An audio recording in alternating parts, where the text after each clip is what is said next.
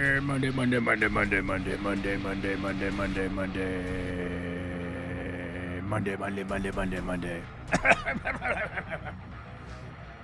Oh my god. Did I forget to open the green room? I gotta open the green room. Oh my god, if anybody's gonna join. Oh, there we go. We got the green room open. Okay. Oh, here's that part where that song goes.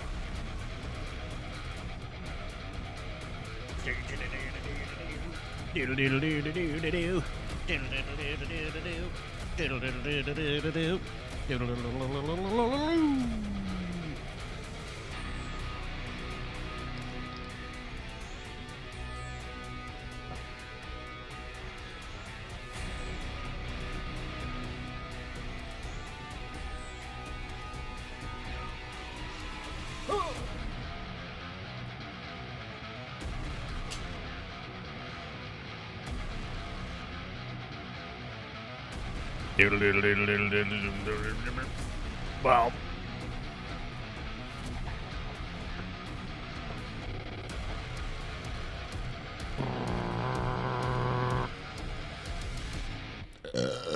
Oh, it's a burp.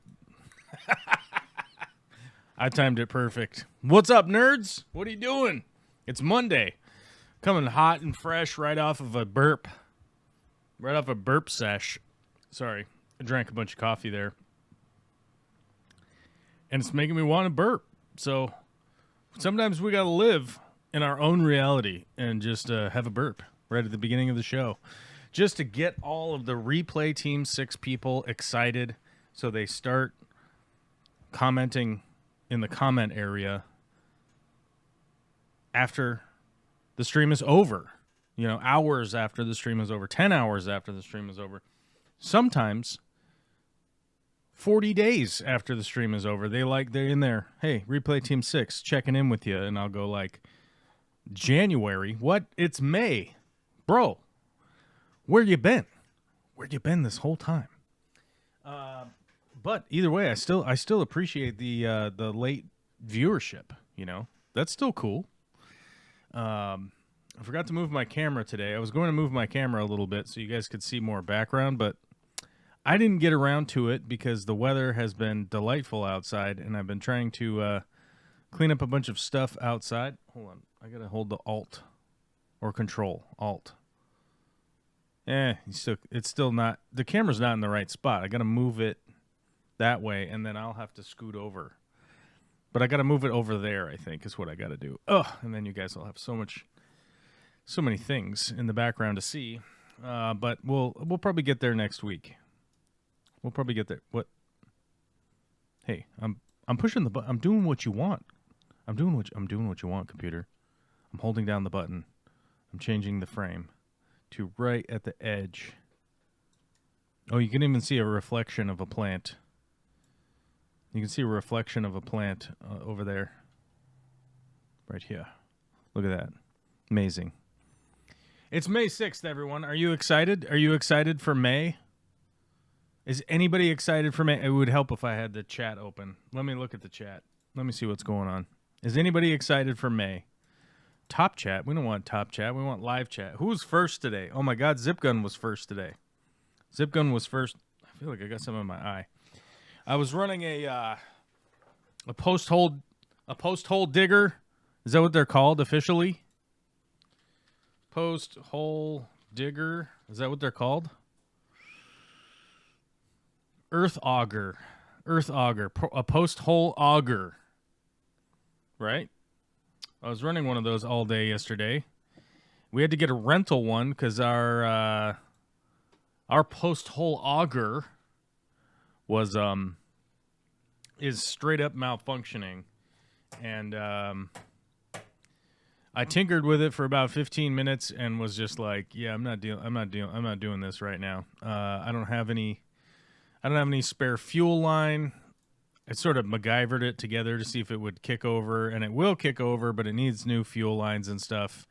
And I'm not about to order them and wait for the mailman to show up and them send the wrong one, whatever. So I was waiting for the day. I'm going to have to go to like smallenginerepair.com/storefront place McBusiness. I'm going to go there. I'm going to go inside its business hole, physically. I'm going to physically walk in there. You guys are going to be impressed by the fact that I'll walk in there physically with my human body. And when I say human, it's in air quotes. I hope we all understand that. I'm going to walk in there and I'm going to find a small engine repair kit for whatever generic Amazon auger we have, right? Because I think Vicky's dad bought it from like Harbor Freight or something like that. So it's not exactly the top tier, but I've used it before. Long story short, a piece of machinery fell on it, and it's all kind of effed up now. So I'm going to have to fix it, and I didn't want to do it. So we rented one. Now, long story long, we rented one, and the exhaust on that earth auger exhausts right into your eyes while you're using it. So it's pretty cool. So I spent a lot of time with the exhaust just blasting me right in my eyepiece yesterday, and now my eyes kind of feel like I got something in them all day. I've been putting in some drops, though. You guys have eye drops? I do the eye drops. Ever since the eye surgery, I don't wear eye protection all the time because I don't wear glasses anymore. I don't know if anybody noticed. Did anybody notice? Probably not. Probably means nothing to you, so we'll just move on. But regardless of that, the eye surgery means I got to have eye drops with me because I get, air quote, dry eye. They're like, don't worry, it's dry eye, just have drops, and then we call us back in 20 years if you still got it. Connect them with a series of tubes. What tubes? What tubes am I supposed to connect? I don't know. Woo! Tell me about what I need in my fish room. Woo! Yeah, I think you already know. We're working on it, Alyssa. I don't know what I'm supposed to tell you. We're already doing it. I'll be back next week to do some more stuff. Yeah. Yeah, we'll do some more stuff next week. My goodness, that's quite the description. Okay, I've done my share. Let's see if it bumps. These are all comments. Will it be powered by USB-C? Oh, the fish room. Okay. Fish room of the future. Learning from failure. Yeah. We all have to think about it. If anybody's wondering, I just used ChatGPT to generate a fucking live stream title, you know? I gave it an idea, and then it made it into that. And then I had it type out a big giant description, and I copied and pasted it in there. Why? Because who cares at this point, right? Like, everybody uses ChatGPT, so why shouldn't I? So I'm using it too, so who cares? I think like the description's like 5,000 words or something. Let's see, where I don't even know where that is. Let's see. Let me see if I can find it. Yeah, it looks on the verge of not 5,000 words. That's like 900 words. I exaggerated. You know, but it is on my mind. This topic is on my mind, and I don't have like a bunch of notes that we need to go over today, but the fish room of the future, here's why it's on my mind. There recently was a piece of land that had gone up for sale in my neighborhood. Welcome to my neighborhood. Recently was a piece of land that went for sale that had a big shop on it and nothing else. Just land, shop, no house. A small carport, technically.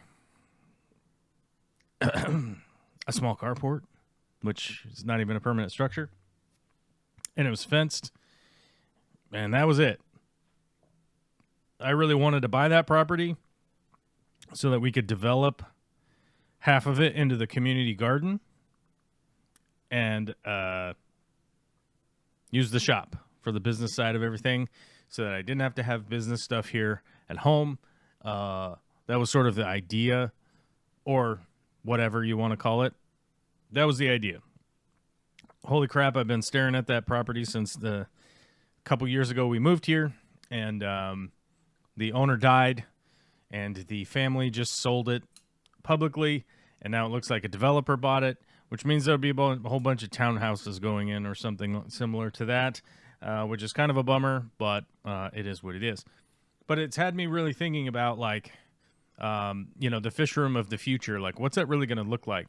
Now, something I've noticed over over the past 20 years.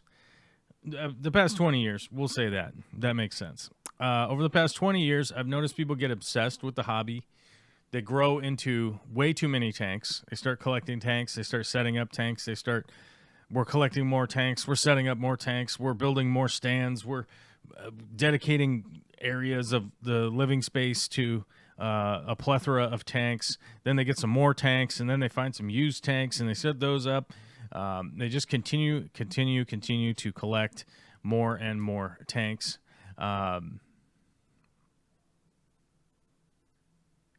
And it just continues to go on and on and on.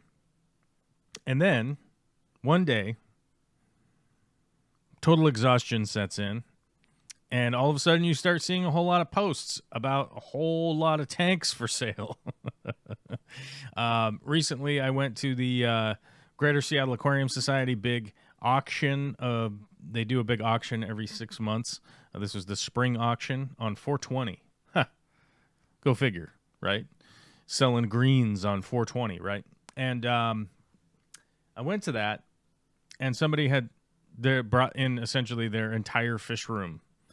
Tanks, equipment, stands, tanks, lights, everything, pumps, all sorts of stuff. And a lot of that stuff sold off for basically $0. There really was an aquarium that I probably would have bought, especially had I realized that it was going to sell for $5.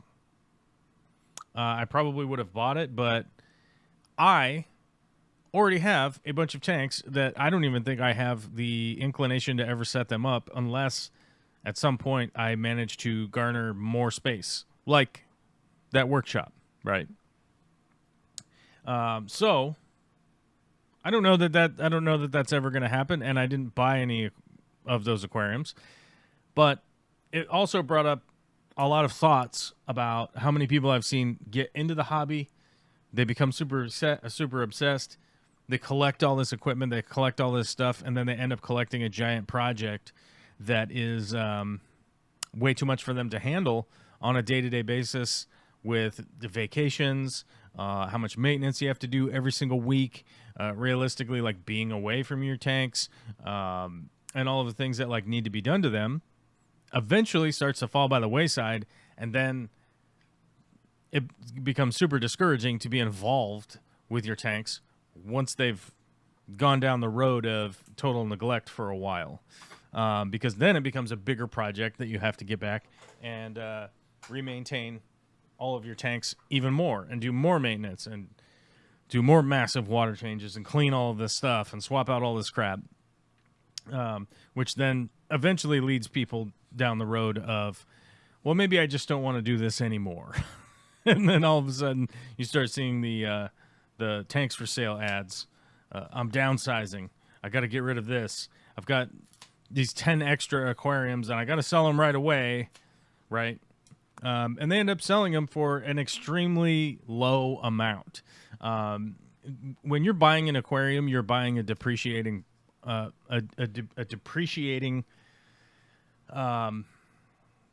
asset. It's an asset that is going to depreciate in value greatly, just from the standpoint that it's used, similar to a car. You take a car, you drive it off the lot, you own it for a week. It's basically the exact same car. Now it's worth, what, 2/3 of what it was when you bought it a week ago? Same kind of deal with aquariums. Now, technically, if you bought an aquarium, never put anything in it, you might be able to sell it for similar price. But you're probably going to end up selling it less than you bought it for, because the store was sort of the maximum retail price that anybody could get out of it. And you, sir, or ma'am, or non-gender, non-binary, probably do not own a retail store. And taking it back to the retail store is essentially impossible these days. They normally don't have enough workers there to even bring back your return, let alone, do you have the receipt? Do you have the credit card that you bought it under? You bought it cash. Oh, my God, you bought it cash. What are we going to do? We don't have any cash. So the multitude of reasons of trying to return something, if you've owned it for a certain amount of time, is probably not going to work out. So you're going to end up selling it on Facebook or Craigslist or whatever place you sell used things. I don't know, your local email chain next door app or whatever. And you're not even going to match the retail price that you bought it for. Now, if there was a thing that I would try to recommend to people, that if you are going to get into the hobby, you might want to be one of the people that take advantage of those other people's folly, right? AKA be the buyer of some high quality used equipment at a much diminished price. If you are that person who may or may not have gone down this rabbit hole personally, my recommendation would be empty some tanks, find a good place to store them, especially if you're somebody like me, you have an outside, you have a backyard, you have a whatever. You can store them upside down, throw a little tarp over them or whatever, and just store them for a certain amount of time until there happens to come a point in time when you are considering selling, and you can do it in a patient manner and try and get a reasonable amount of return on your investment. Or your interest in the hobby goes back up again, and you decide, oh, maybe I want to drag that 90-gallon in. Oh, maybe I want to bring that 40-gallon back in here and breed some of these guppies or something, right?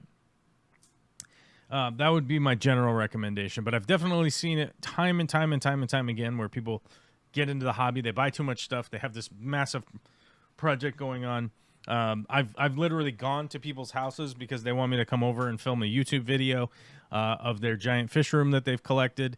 And like, I've seen on specific instances, like 2 of those people that I went to film their big fish room that they were way into, like no less than like 6 months later, selling off all the aquariums and doing whatever it was they were doing. One person was getting into motorcycle stuff, which is just such a pivot. It's hard to believe. It's hard to believe that you were going to go from fish tanks to motorcycles, but hey, to each his own, right? That's what I always say. If you got a thing you want to do, then you go do that thing. Don't bother me none. But if I was to be giving out some advice, my advice would be to take all of that advice ahead of time, so that you can make considerations for your own specific setup, right? Did we lose internet there for a second? What the hell happened there? What was that? I don't know. We do have to check in with the green room. Witchy Cat's here. I don't know. I can't make them not mute. Anyhow, we'll see what's up. I can make them not mute. What are you doing? I was singing Earth Augur, Earth Augur, Earth Augur, and so I muted myself. To Earth Angel? Yes. It's musical throughout. It's everyone's favorite thing. Yeah. Well, here's the thing. What is the greatest movie that had Earth Angel in it?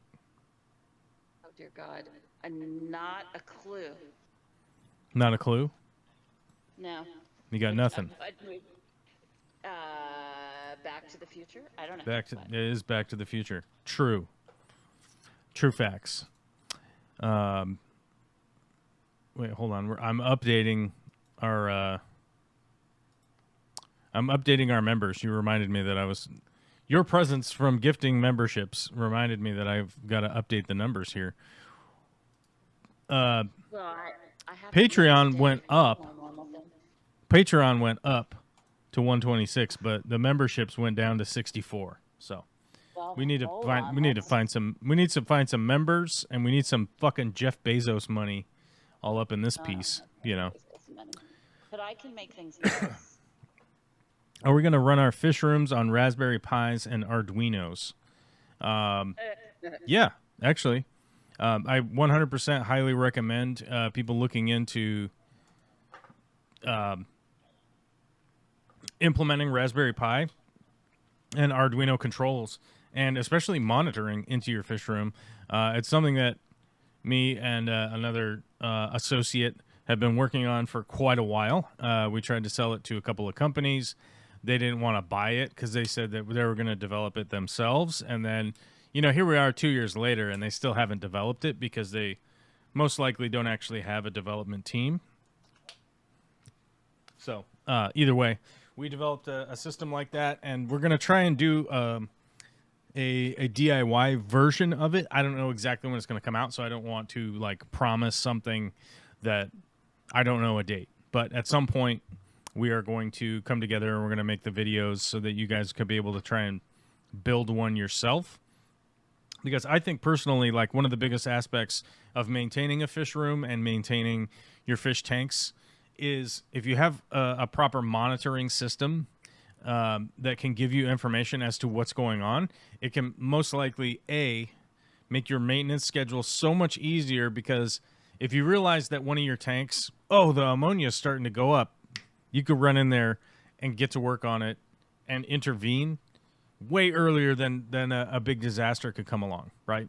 And I think that it would be a huge tool for most people, and a big-time stress reliever, too. Imagine you go on vacation and you are, you're down there, Aruba, Jamaica, ooh, I want to take you, right? And you're down there and you're wearing your little skimpy Speedo and you're doing your little wind sprints up and down the beach, thinking about coconuts and doing whatever. And then you go, I wonder what's going on with my fish room, dude. I've been in Jamaica for 9 weeks now. Maybe I should check on it and see what's going on. And you go, whoa, tank 4 is having a water quality problem. And you could call whoever it is that's maintaining your tanks. You don't even need to come home from Jamaica. You could just stay there and keep doing the beach body thing. And actually have the person that's taking care of your tanks where you go rectify said situation. So I think a big-time stress reliever, and let's put it in realistic terms. It's been 2 weeks since you worked on your tank. If you had monitoring, you could realistically look at the water values and see what's going on and go, do I need to do a water change this weekend? Probably not. I'm going to go clean the glass and kind of futz around and kind of just clean it up a little bit and just keep an eye on it.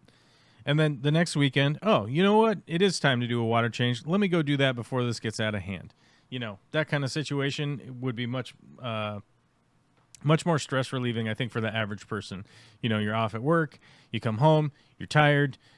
Let me check on my tanks. Okay, they look fine.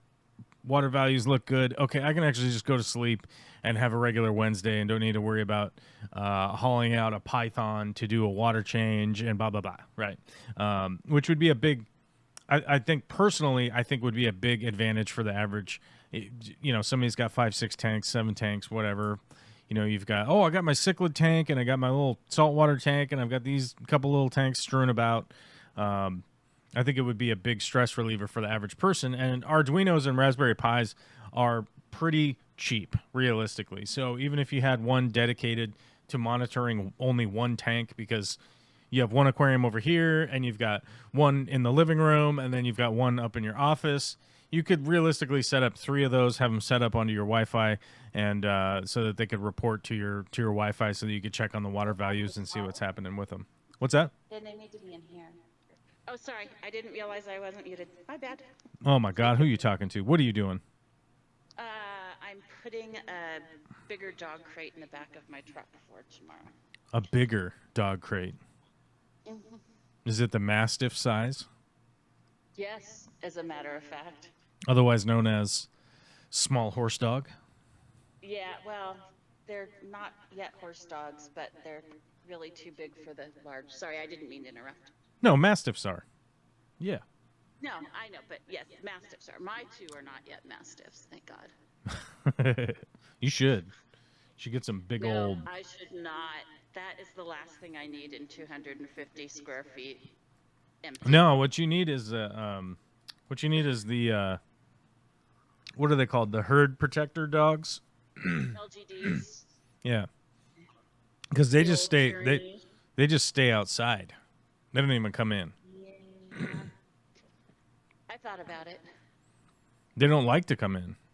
It stresses them out. Because they're like, it does. They like... What's going on outside? I got to get out there. I got to get on patrol. They like all the weather. That they do. Get me that GitHub repo too. What? I don't know what that means. I'm confused. The automation possibilities are wild. Yes, actually, it's true. The automation stuff, and a lot of it is open source. So people could change and fix code, download code for free. There's really like no purchase on the back end of that kind of stuff unless you wanted to buy like a fancier suite from some developer out there. But most of it is free because most of the free shareware software that we used has more to do with home use aquaponics and hydroponics and stuff like that, which is very easy to just switch the values over for maintaining a fish tank. It's very simple to do. So yeah. Why do I feel like that's the first step in y'all's plan for world domination? Here's the deal. I don't want to dominate the world. I don't. I just want enough money to be able to do all the projects that I want to do without having to do the projects I don't want to do. Does that make sense?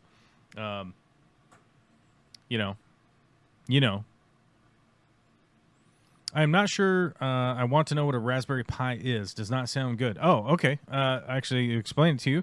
A Raspberry Pi is actually just a tiny computer. It's essentially a tiny computer with no programming on it. I can find. Let me find an Amazon link for you so you can just look at it, and then the next time you buy, what do you buy? Socks. Next time you buy socks, you could buy socks. Raspberry Pi. Number 5, the version numero 5 is out now. These ones are a little bit more expensive because these are kind of the newer, we're taking it up a notch. But here you go. We'll post a link in the chat, and as a reminder, what the hell did I just push? I pushed the wrong button. Sorry, guys. It takes just a second when you push the wrong button over there. Okay, here's what a Raspberry Pi is. Boom. There you go. Tiny computer. But that link that I posted right there is an Amazon affiliate link, and I get commissions if you go through there and you buy whatever you're going to go buy. You could go there and you could buy. Nobody's bought anything this month. Well, actually, check that. A couple of things have been bought, but we don't know what they are yet. We don't know what they are yet.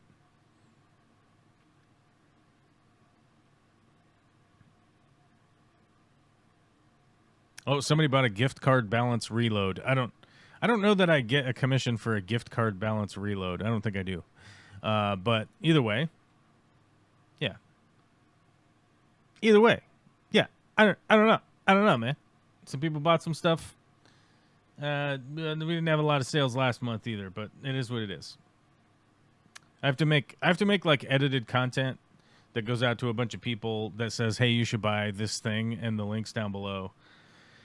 But most people don't fall for that anymore. People used to fall for it. They don't really fall for it anymore. They don't click the links anymore. So I probably would have to make something even creepier to trick them into buying a bunch of stuff. Although I think you guys know that I'm sort of opposed to buy. I guess I'm sort of opposed to buying things, right? The mass commercialization that has taken over the United States, I think, is fundamentally one of the biggest problems that we face right now as a society moving forward. Yeah, I think it's one of the biggest problems that we have. But it is what it is. So I suppose if you guys are going to buy stuff, you might as well get... We might as well get some of the Bezos money back in our pockets to do whatever stupid projects I'm doing. Right? Yeah, I don't know. Or maybe not. Oh my God, we've got gifted memberships. Thank you, Witchy Cat, for the gifted memberships. We'll update our number here. It's a nice number. And we've updated. Nice. Nice. Nice. So the wood is still there. I was surprised. What's that? All of your plywood is still there. You're just luxuriating and having it around.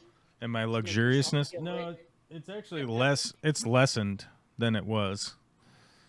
I think this front one's still on there because this front one has some weird bowing to it. But I pulled out a couple, and there's more. Okay, let me put it that way. That is not even half of the order. Boy. That's not even half. So just So yeah, it really is luxury. there's a shitload of it. This was the rest that I had to put over here because I didn't have space to put it anywhere else. And hopefully it'll be gone by next week, but I do not have a crystal ball, so I can't tell you how well things are going to go. This last weekend, I spent the whole weekend tearing down the fence and putting in new posts for a new fence, new fancy fence. So I don't even have all the posts in. I got to go put in more posts, and next weekend is more working. So I don't know. I'm probably just going to be working every single day. Hot that weekend too, right? Isn't it supposed to be up to over here at least in the 80s? Yeah, it's supposed to be like 80 on Friday, I think. No, maybe less mud, just more sweat. Let's see. Wednesday. 64. Thursday. 71. Friday. Is Friday viernes? Yeah, viernes. 78. Sábado. 78. Yeah. And Sunday is going to be nice. It's going to be 69 out. People are going to rub their genitals on each other's faces. Yes. Yes. Sunday style. Mocking whatever. What is it? The Sabbath? People will be like, it's the Sabbath or whatever. I don't know. It's going to be 69 on church day. Yeah. Last week, people were talking about the Palm Sunday. Is that what it was? It was Palm Sunday, and these people were literally like, they were all standing outside in line, like marching with their little palm frond in their hand. And here's the thing. I look at it this way, right? These people are all in a cult. They've been convinced by a cult. They've been conditioned by a cult from childhood that this is what will bring you in touch with God, right? And, I have to sit here and think, what kind of weird God, right, would be like, I'm going to need you to go get a palm frond. And rub some cash on your forehead, too. And carry it into this building on Sunday. Sir, every Sunday? No. One Sunday a year. Which one? It's gonna rotate. It's gonna move. It's gonna be different. You're like, oh, okay. What's this gonna do? You're gonna have eternal happiness in heaven. What's heaven? It's the place where I live, but you don't get to live there unless you go over to this other planet for an indeterminate amount of time. You might live 5 years. You might live 103. And everyone's all different, too. No one's all the same age. Weirdly enough, your biological body just, ceases to work. It ceases to function, and then you die, and then you get to go to the magical plane in the sky, which I'm telling you about because I'm God. It's real. Yeah. Go get behind Face Palm Friday though. Ice Palm Friday. What? Oh, Face Palm. Face Palm Sunday. Yeah. Yeah. And I just, the whole thing just reeks to me of cult where they're extracting money from people. Yeah. Rich Castro, we talked about fish tanks. And why don't you ask a question about fish tanks, and then we'll talk about fish tanks. Something that happened to me was seeing all of these weird cult people walking with palm fronds the other day into a church that I've been driving past for the last year that, by the way, was an old rundown building, and then over the last year had a giant addition added on, and the whole place was remodeled. So it's all fancy. It's got all new windows. It got a new roof. It got this gigantic expansion off of the side of it. It got all new siding, all new doors. I assume the inside is all new also. And you go, I wonder where this humble church out here in the middle of fucking nowhere suddenly got at least $1 million to rehab this old church the way that it is, right? I wonder where they got the money from. Do you think that they got it from the people that are obediently holding these palm fronds in their hands while they stand in line to go in, so that hopefully God will grant them this thing after they're dead? I fucking wonder where they got the money from. Where did the church get the money from? Was it from all the weird obedient people? Oh, no. You know what? I bet it was from doing acts of good service where they're supposed to be giving away and helping the poor, right? Yeah. Fucking horseshit. Anyhow. I definitely want to join in on the automation conversation. Just got to finish a couple of quick tasks. Yeah, I think automating your fish room is probably going to be one of the biggest advantages for fish keepers in the future. I don't know if I made that prescient earlier in the first 35 minutes of this stream, but yeah. But I digress. Feeding and dosing. Sorry, we're digressing from the religious topic. Feeding and dosing, you can't automate, obviously, the fun part, the trimming and the plants and the hands-on stuff. I am not really an advocate of automating feeding, personally. Okay. I don't think that there is any feeder on the market, which I've seen them from Eheims to... oh God! I'm having trouble naming them off. Let's look them up real quick so I can remember. Google it. I've seen. Okay, which ones have I seen? Yeah, I've seen the Eheim one. That one doesn't work right. I've seen the DXO Wi-Fi one. This one, which looks suspiciously like something else I've seen in person. Hold on a second. Let me add the source so you guys can see what I'm looking at. Strangely enough, this one right here, straight out of China, it's named DXOPHIEX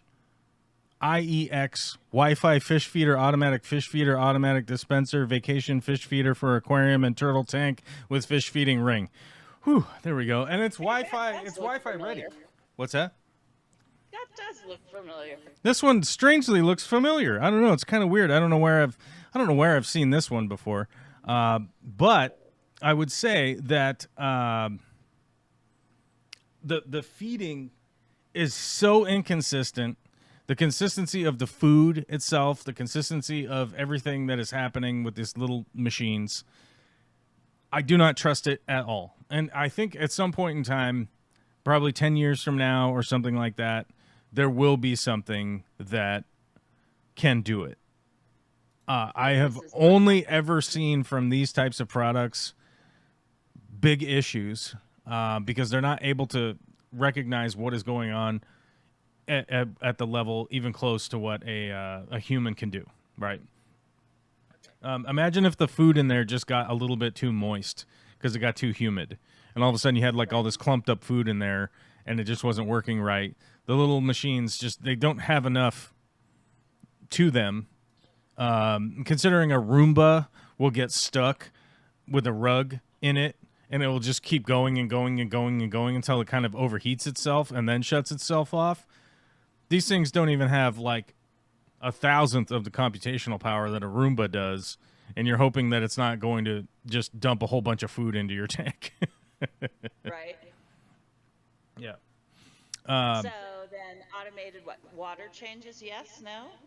Yes, you can definitely automate water changes, but the automated water changes that I recommend are a drip system. So if you're doing the drip system, that's the one that I recommend for people. I don't have mine set up properly to produce the video yet. I don't know when that's going to happen, so I don't want to overpromise and underdeliver, as it were. As you guys know, I work for myself again, and I am in fucking full-on scramble mode to try and make enough money so that my wife doesn't kick me out because I don't have any money, right? Will that happen? I don't know. You never know. My spouse is a fiery lady, so you never know. You never know what could happen with that situation. But she did ask me earlier today, well, how many years sober are you celebrating on Monday? And I said, it's 10. So in 7 days, if I can stay sober for the next 7 days, I will have 10 years. 10 years sober. So we're looking forward to that. And I think maybe she wouldn't be that mad because I've been good for 10 years, right? So who knows? But either way, I'm busy with a lot of projects right now that are just strictly because I got to make money. So, yeah. 10 years we will have we will have Aquarium Chappie. I hope we have Aquarium Chappie in 10 years. I won't be able to afford Aquarium Chappie, but the rich people, I'm sure, will tell us all about it, about how great it is. DIY Aquarium Chappie. I can't DIY like robot motors and shit. I mean, I know how they work. I know how to like rewind them. But it could be a science project like in 10 years. The robot motors are like such a pain in the ass with like trying to figure out the ohm resistance that needs to go into each winding that goes around. Fuck it, man. I don't have time for it. I could just go do it myself with my human body. So I'll just end up doing it that way. But as far as like water changes goes, like the drip system is the one that I definitely recommend the most. That's the best one if you can set it up and have it function properly. It's the best one because it doesn't. There's so many less risks of failure. There's so many less risks of like over water changes or underwater changes or any of that kind of stuff. The math is really easy to do on those and whatnot. Whereas the flood type turn on a valve and it's just dumping water in for X amount of minutes. The best. Yeah. Those aren't the best. No. I've set a lot of those up. I've set a lot of those up commercially. I've set a bunch of those up for people's home use, and they realistically lead to problems. They lead to problems that you didn't even that you didn't have before. So it didn't solve a problem; it created a problem, and you end up having to repair that problem because you're either overdoing water changes or underdoing water changes. Typically, over is what ends up happening because it's like, yeah, leave it on for 8 minutes seems fine. Well, how much of a water change did you just do? Might have been 80%. You don't know because a lot of these people don't do the math, and it's very difficult to do the math when you're trying to test the amount of water that is flowing out of a pipe that's running at fucking 100%, right? So you're like, well, it filled a 5-gallon bucket in 32 seconds, I think, and fucking water's flying all over the place. Yeah, it's kind of crazy. So to try and do the math on that, whereas doing the math on a drip system is very easy because you can put a small 10 milliliter fucking beaker, graduated cylinder, whatever the fuck, measuring device, whatever you want to call it. You can put that under there. You can set a timer, 2 minutes. How many mLs did I get? Oh, okay. How many minutes are in a day? Oh, fucking fuck, you know. And then you can just figure out, oh, that's how many it's doing a day. Let me slow the drips down, and I'll do the little test again. 2 minutes. How many mLs did I get? 3. Oh, cool. Let me do the fucking, you know. So that math's easy to do. But when it opens a valve and just dumps water in there, it's super hard to do the math on that. There you go. Oh my God, who's here? Who's that? I can't. Why can't I ever read anybody's name on Discord? There's plenty of space. Just give me the whole name. You can't give me an F ... I had to jump in. Hey, what's up? Who? This automation sauce. I can't read your So I name. have Why an can't I RO read your resume. name? Is it Foster A8? I don't know. It's just F with dots. Adam. Okay. Well, it's Adam, but it's just F with dots. So I'm like, it's fucking me up, and I don't know. I can't make heads or tails of what's happening right now, and I'm getting nervous. What's up, You dude? just want to call me F. You can't. What's up, Adam? What are you doing? No, I was talking so I have an RO reservoir. Yeah. Just like a 55-gallon drum, and I monitor that with some float valves and stuff. And then I just had a solenoid to fill that. But that's Right. not necessarily water changes, right? No, because that's just Trying to top get that offs. set up with, right. Getting peristaltic pumps. Like Yeah. the same type they use in dosers. Mm-hmm. That's probably what I'm gonna try next. Yeah. Yeah, Those peristaltic are a pumps. lot easier to calibrate. It's so easy to calibrate, and it's the same thing with like a drip system water change. Is that the peristaltic pumps going around? You can count the revolutions, and count how much is in your graduated cylinder, right? So you go, oh, it went around 5 times, and I've got 10 milliliters here. Oh, okay. So now I just need to give me 60 revolutions or whatever, however many revolutions you want to get whatever milliliters you want. It's very easy to do. But I will say this.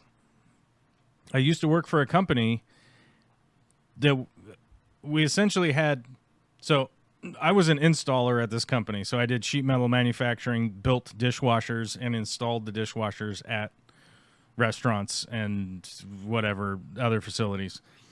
Any facility that needed a big ass like conveyor dishwasher, right? They have peristaltic pumps on them that dose chemicals as the dishwasher runs, right? We basically had people that drove around to all of our accounts. This is all they ever did, basically, was calibrate those squeeze tubes and replace squeeze tubes. Now, I have been... Yeah, I've been there too. I've been to so many like fish facilities and people's fish rooms and stuff, and they're like, "Yeah, I've got the auto doser. It's already auto dosing." I'm like, "Have you ever tested how much is coming out of there?" And no one has ever even checked them. No one has even replaced the squeeze tubes.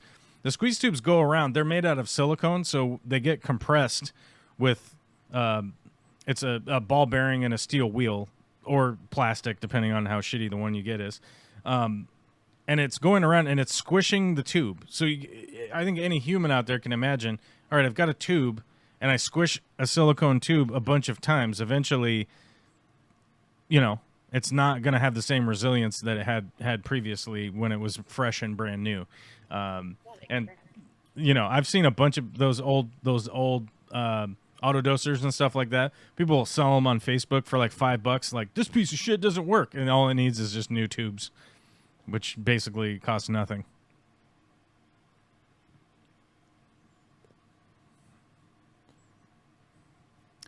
I feed with Eheim, but only Hikari micropellets, and only so I can do frequent small feedings, but I've tried about 10 different 3D printed designs.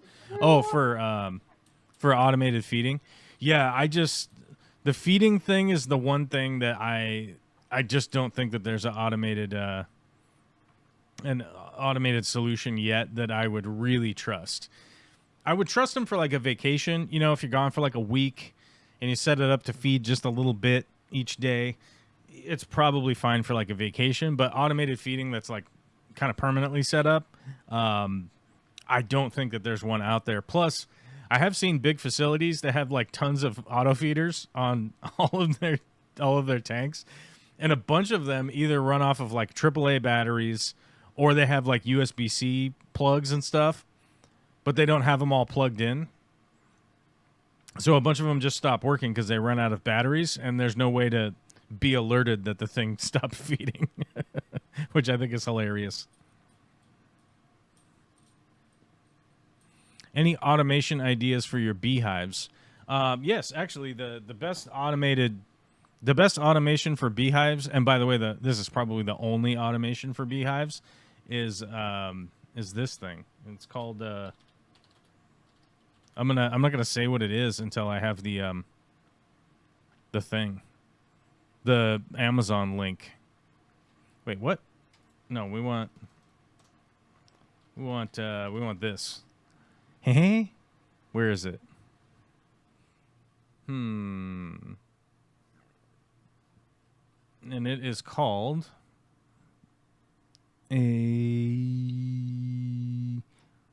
Where's the actual one? Maybe they don't have an actual Amazon account. Let me see. I'm going to keep looking. I'm going to keep digging. Digging on the internet.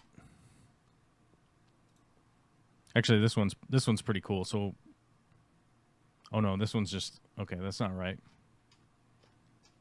Okay, the brand name is wrong, but they're called a flow hive. And I'm sure some people have been automatically, or you've probably seen stuff like this if you have an Instagram account or a TikTok account or something like that. So what this hive is it's a hive that the frames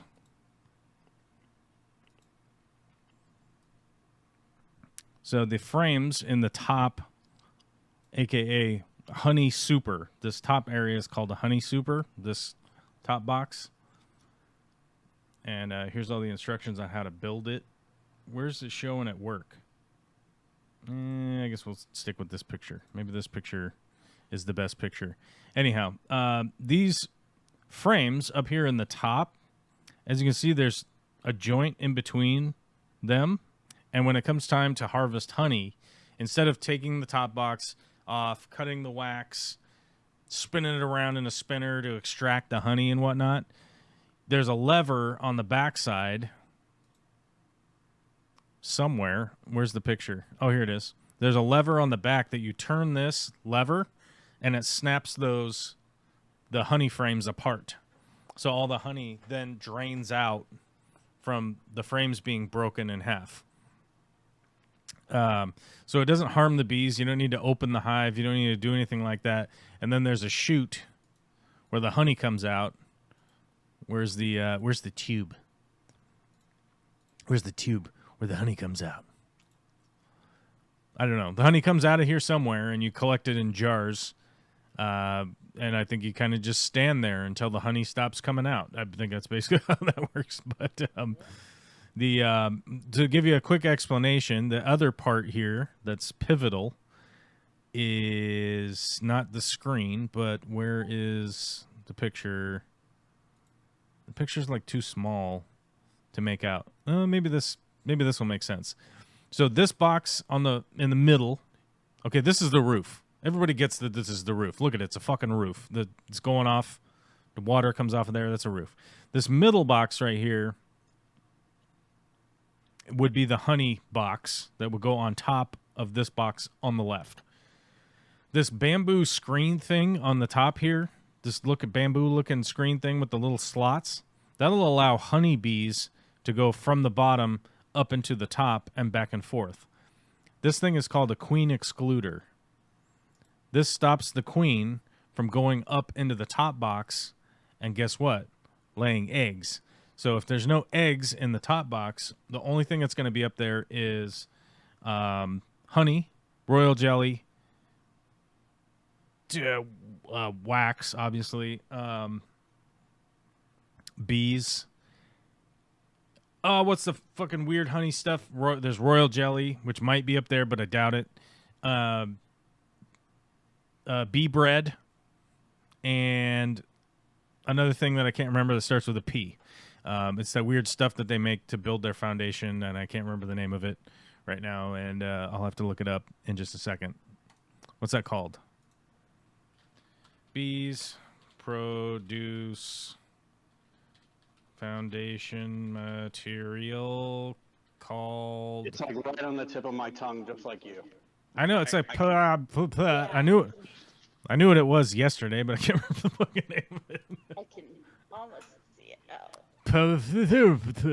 Like pomp something or pimp. I could be totally wrong. Propolis. That's it. Hey, everybody. Do you want to learn how to pronounce propolis? Yeah. Here we go. Welcome to the show. Propolis. It's propolis. Okay, you got it. It's the weird stuff that they use to start their foundation and whatnot, and it's the stuff that you have to break because they spit it out and they make it in between the hive boxes, and you're like, yeah, this thing won't come apart. It's because they've been filling up little air gaps with their propolis mucus. I don't even know what you refer to it as. Welcome to the show where we look up things. This is what?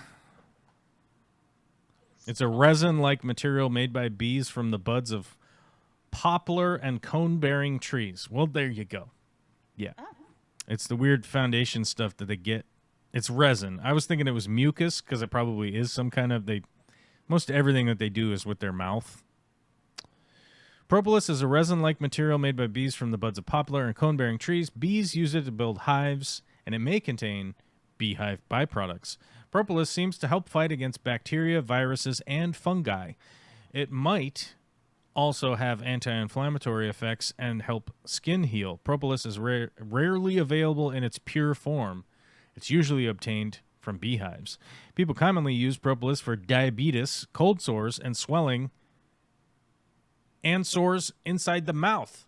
It's also used for burns, canker sores, genital herpes, and many other conditions, but there's no good scientific evidence to support these uses. Okay. No science. Ancient Chinese remedy. It's just hippies rubbing propolis on their dongs when they're not feeling good. Basically what it boils down to. Cool Team says the roof is the roof. That's right. The roof is the roof, except for when it's on fire. Then the roof is on fire. Roof. Then it's rusty. Yeah, with the raw clobster. I'm still trying to figure out what a clobster is and why they would be interested in them being raw, but, you know, it is what it is. Yep. Whenever I have to look something up while at work, I like to tell people, well, let's consult with our on-staff Dr. Google and get the best answer. Yeah, that's a good point. Fuck. Well, that feels good. Does she ever make Google pronounce whatever it is? Because that's half the fun. My brackish water is acting up today. There's okay, anybody who's interested in why I was just in pain, I was in the hospital with a pneumothorax, which means that your lungs are collapsing and you're going to die because you can't breathe anymore.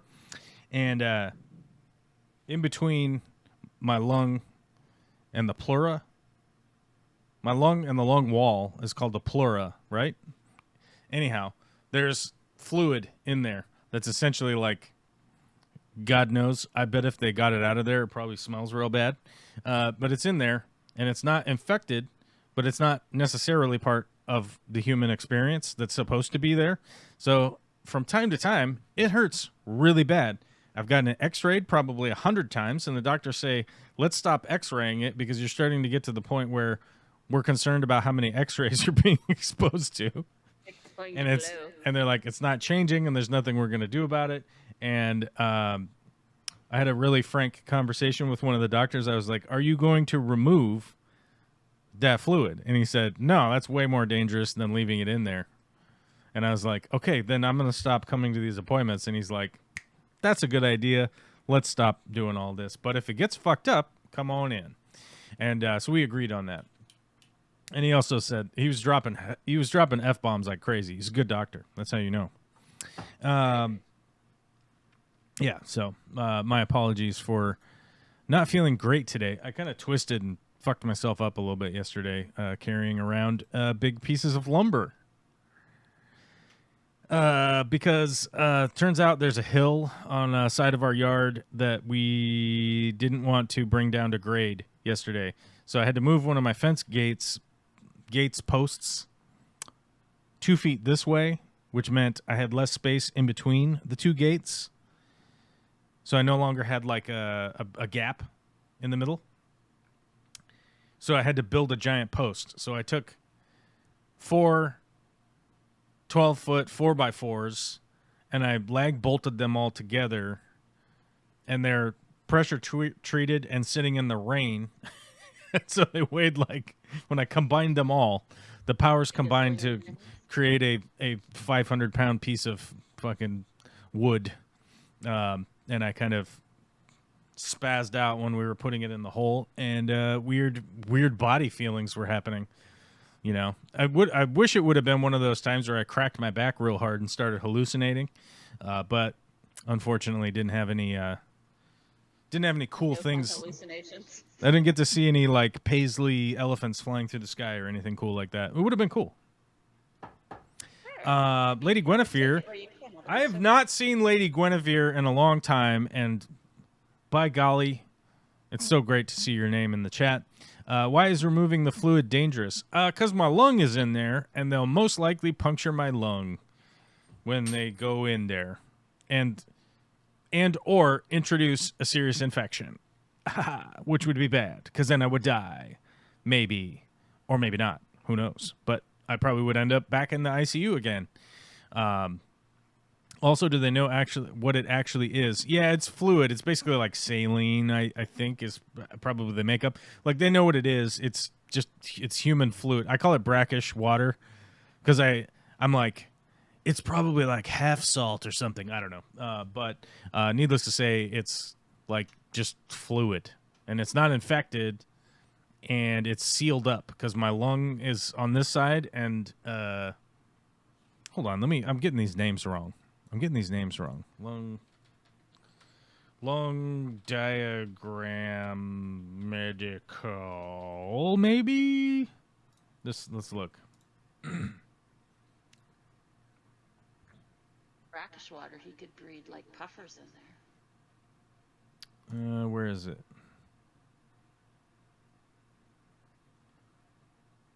This is not helping. Trying to read medical diagrams during a live stream. It's not helping. It's also not, I'm still interested, so I know that probably you guys aren't. Oh, here we go. I'll show you. Interstitial fluid. I have a good drawing here. It's called. Ah, fuck, where'd the good drawing go? Here it is. What? Dogs? I don't want your cookies. No cookies. No.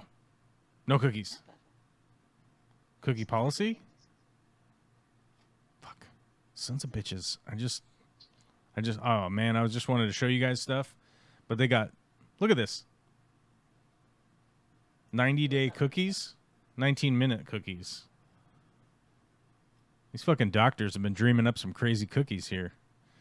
Last external referrer time. Persistent. Actually, this one actually just goes forever. I don't want that cookie. I don't want any of this. I'm leaving. No, I'm leaving. Doesn't TLC do a show about 90-day cookies? Probably.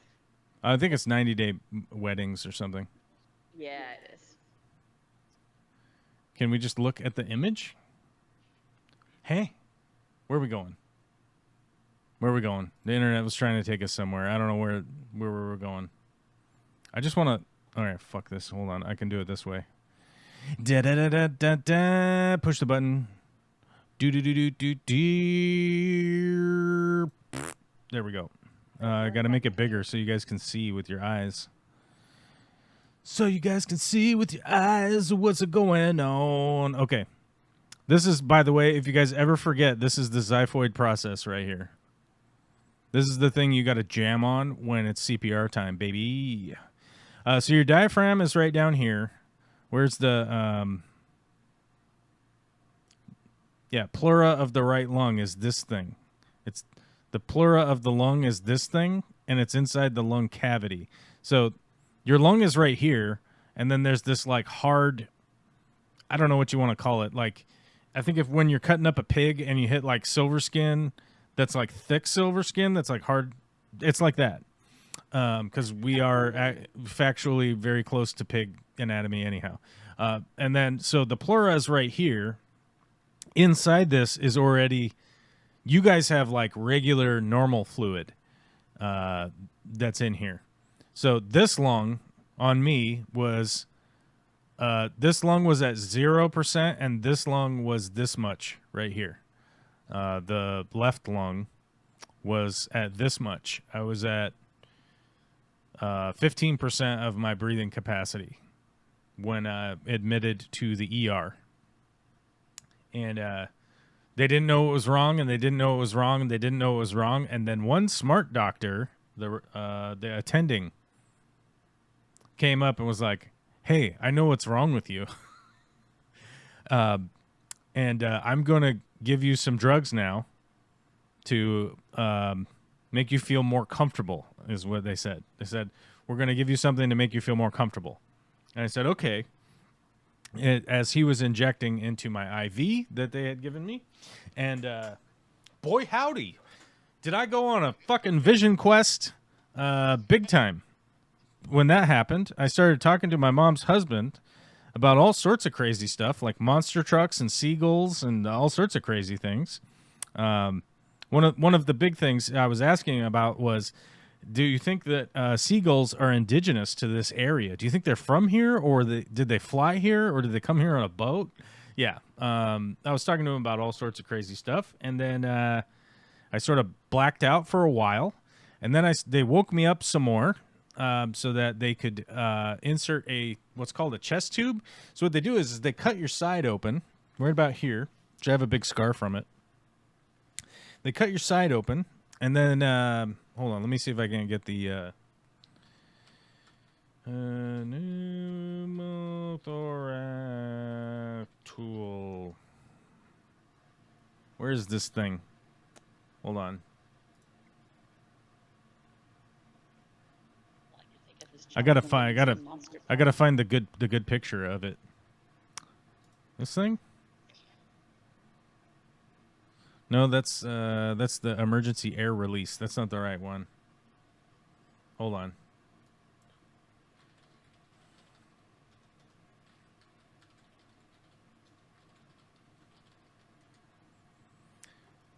Let me find it. It's where is this damn thing? Is it this thing? Yes. But it's more the one that they had was way more rigid than this one. It was more turgid, as it were. Oh, here we go.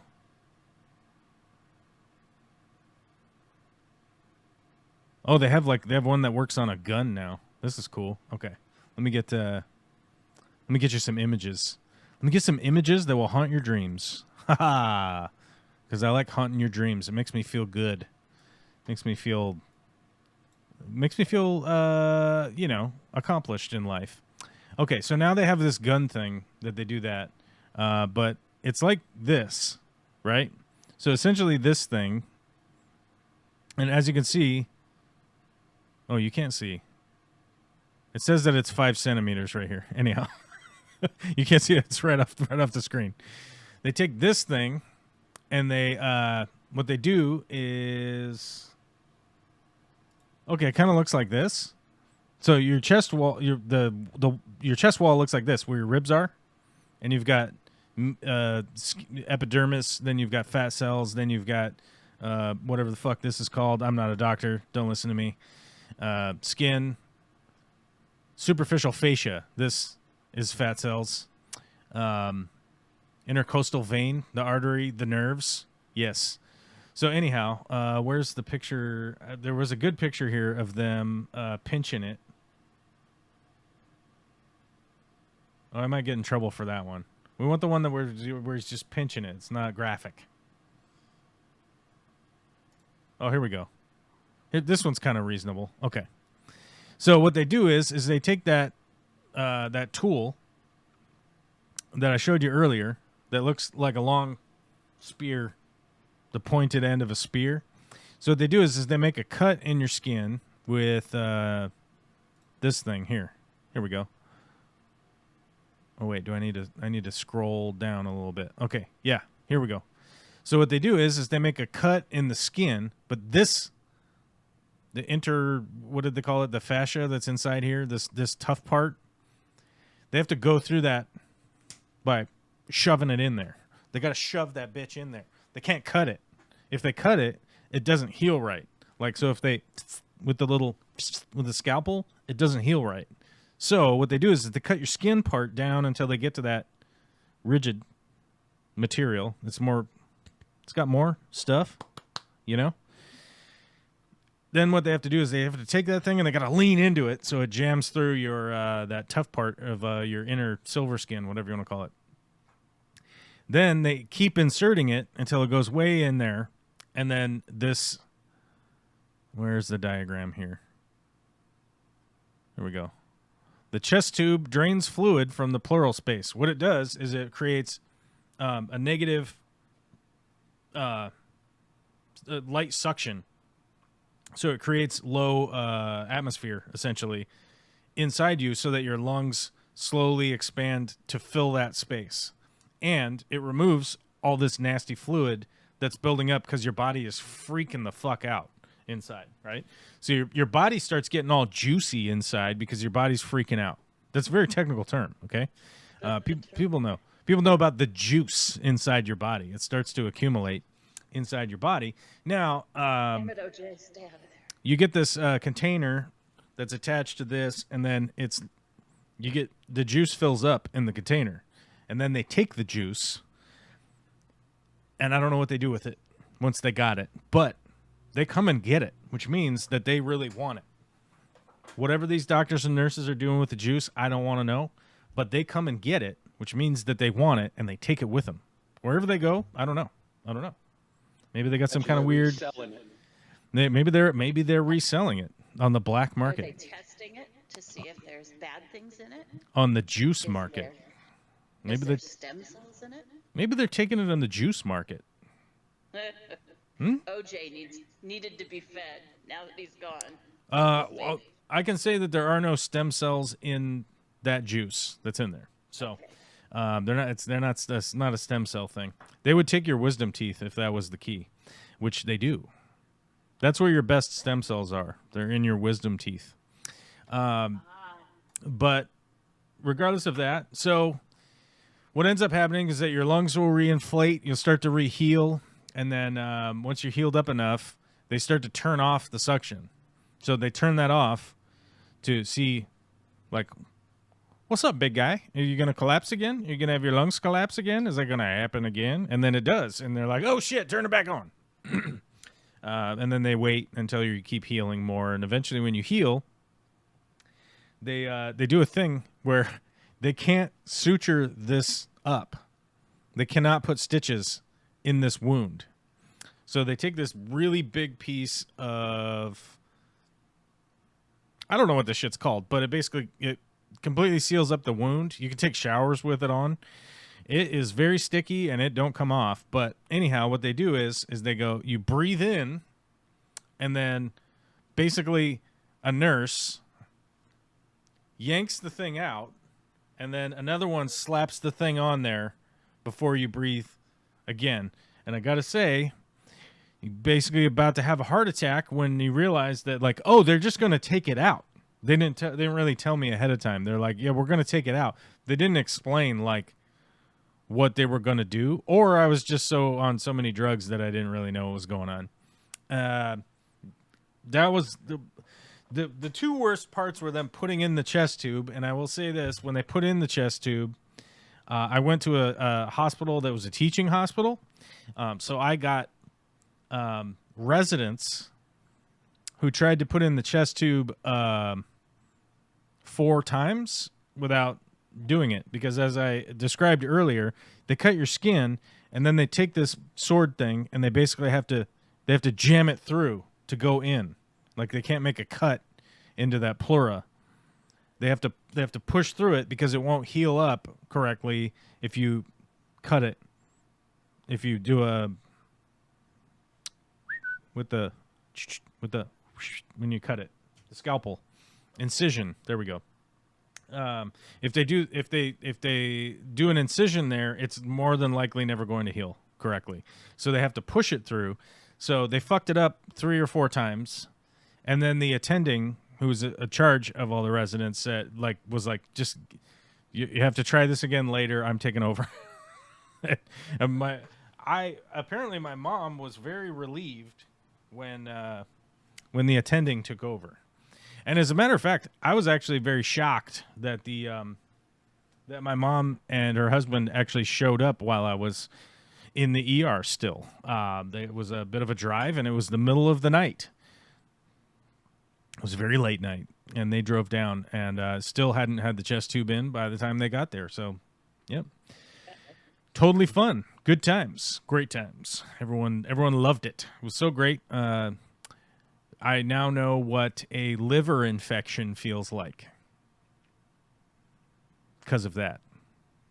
Because I got a UTI that then turned into a kidney infection that then turned into a liver infection, which was fun, I will say. So much fun that I got pneumonia from it. And then I continued to get chronic pneumonia for probably 10 years after that. And I still have issues from it. Like yesterday I was humping a bunch of stuff around, and then like, so between like physical exertion, allergies being like top tier right now, which I never really had allergies before, but allergies being top tier right now, humping stuff around. I was kind of like, caught myself just like heavy breathing. I'm like, why am I breathing so heavy right now? You know? So yeah. Wow.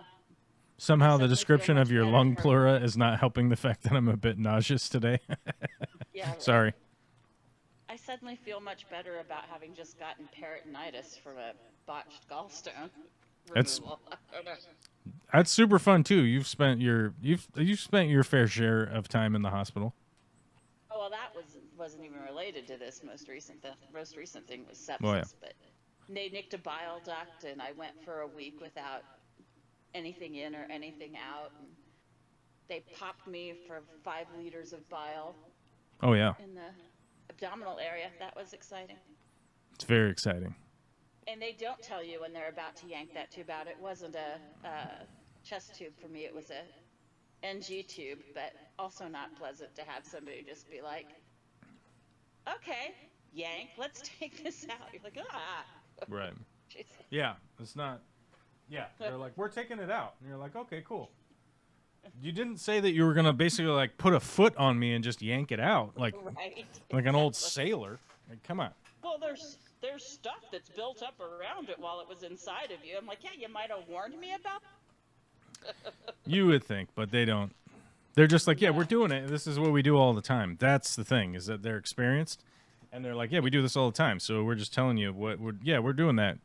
Code blue, red team, code blue. You know, and you're like, what does that mean? I don't know. They're like, and everybody runs to the roof because it means someone's gonna jump. I don't know. You know, I don't know. What was it? Code Gray. Was it Code Gray is the one where like someone's being attacked? I think that's what it is. Yeah. Code Gray is a hospital member being attacked or something. I don't know. I forget. I was in a teaching hospital too, and my resident looked like she was maybe 12, and it was just so sad to watch her at 5:30 outside the door in the morning. This is Miss Lowry, and Miss Lowry is here from having her gallstones removed, or gallbladder removed, and we were unsuccessful on the first time. And then she comes in, and the teaching resident just shoots her down completely. You just watch her little face fall. It's just so sad. Right. Okay, well, you tried, hon. No, yeah, I had some interesting stuff while I was in there. Thusly leading to all the infections and whatnot. So yeah, it was fun. Unfortunate. Yeah, Harborview did me the best. Not Providence. I was surprised. Ah. Anyway. I'm trying a new place to get my oil changed that doesn't require me driving through I-5 traffic. Why you're nauseous. Oh, she says, I'm sure the waiting room espresso isn't helping, but it tasted pretty good. And they have decent espresso. All right. Yeah, it's kind of weird where they do oil changes now, and they're like, come into our waiting room. We have espresso and biscotti. And you're like, what? Although the oil change place I go to now, you don't even get out of your car. That's nice. You just drive onto the thing, Over the pit. over the pit, and they do the oil change and check everything and go through, and you don't even get out of the car.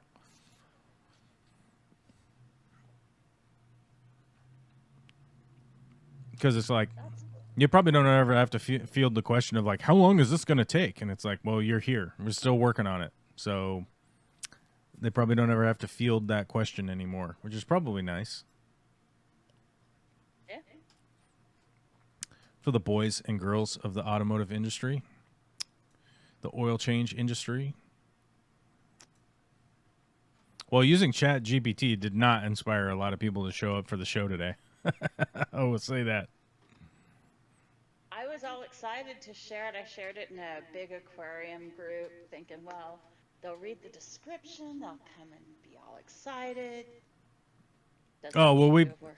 realistically, when people do that, we end up with people like Rich Castro, that the only comment that they said all day was, should we talk about fish tanks? Because he was probably mad that I was making fun of their stupid cult religion Yeah. that they probably follow. Yeah. Like, this book was written a long time ago. It's like 300 Old white man. 300 Not white man, this old book was man. written 300 years ago. What are you talking about? Like, what's the metric of like the book has to be old and then you just follow it just because it's old? Like, Right. it's total gibberish and nonsense, but I'm following it because why? Because it's old. That's the qualifier. Oh, okay. That's going to lead to some problems with some of the future speculative fiction out there. It's just gonna end up with more Scientologists, realistically. Yeah. Different versions of Scientology.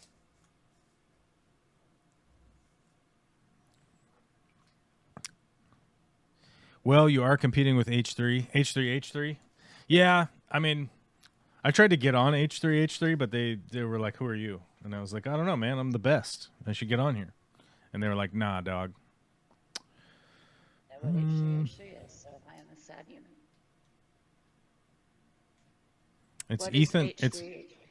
Ethan and Ela Klein. It's H3. If you look up H3, you'll find it. All right, fine. They've been around forever. They do lots of content. Okay.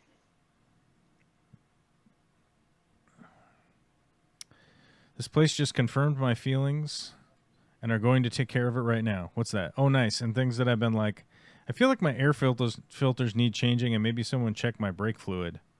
Other place never checked it. Oh. Yeah, that is weird. The other place wasn't checking that stuff because that's all upselling, you know. Can we change your oil filter? It looks a little dusty. You know, it's like, don't change my air filter. I am glad you clarified. Which feelings are those, Miss? Well, I have this feeling of existential dread and... Oh, yeah. Don't we all? That's real. Don't we all? Exactly. Don't we all have that fear of existential dread? We have that. Well, yeah, I mean, the funny thing, to circle back to the weird cult thing, right? I'm in a mood to make fun of them. Somebody brought up the point. Somebody brought up the point the other day that, like, if the afterlife is this like never-ending eternity of this great place that you're going to go to or whatever, like, why are you bothering fucking around down here?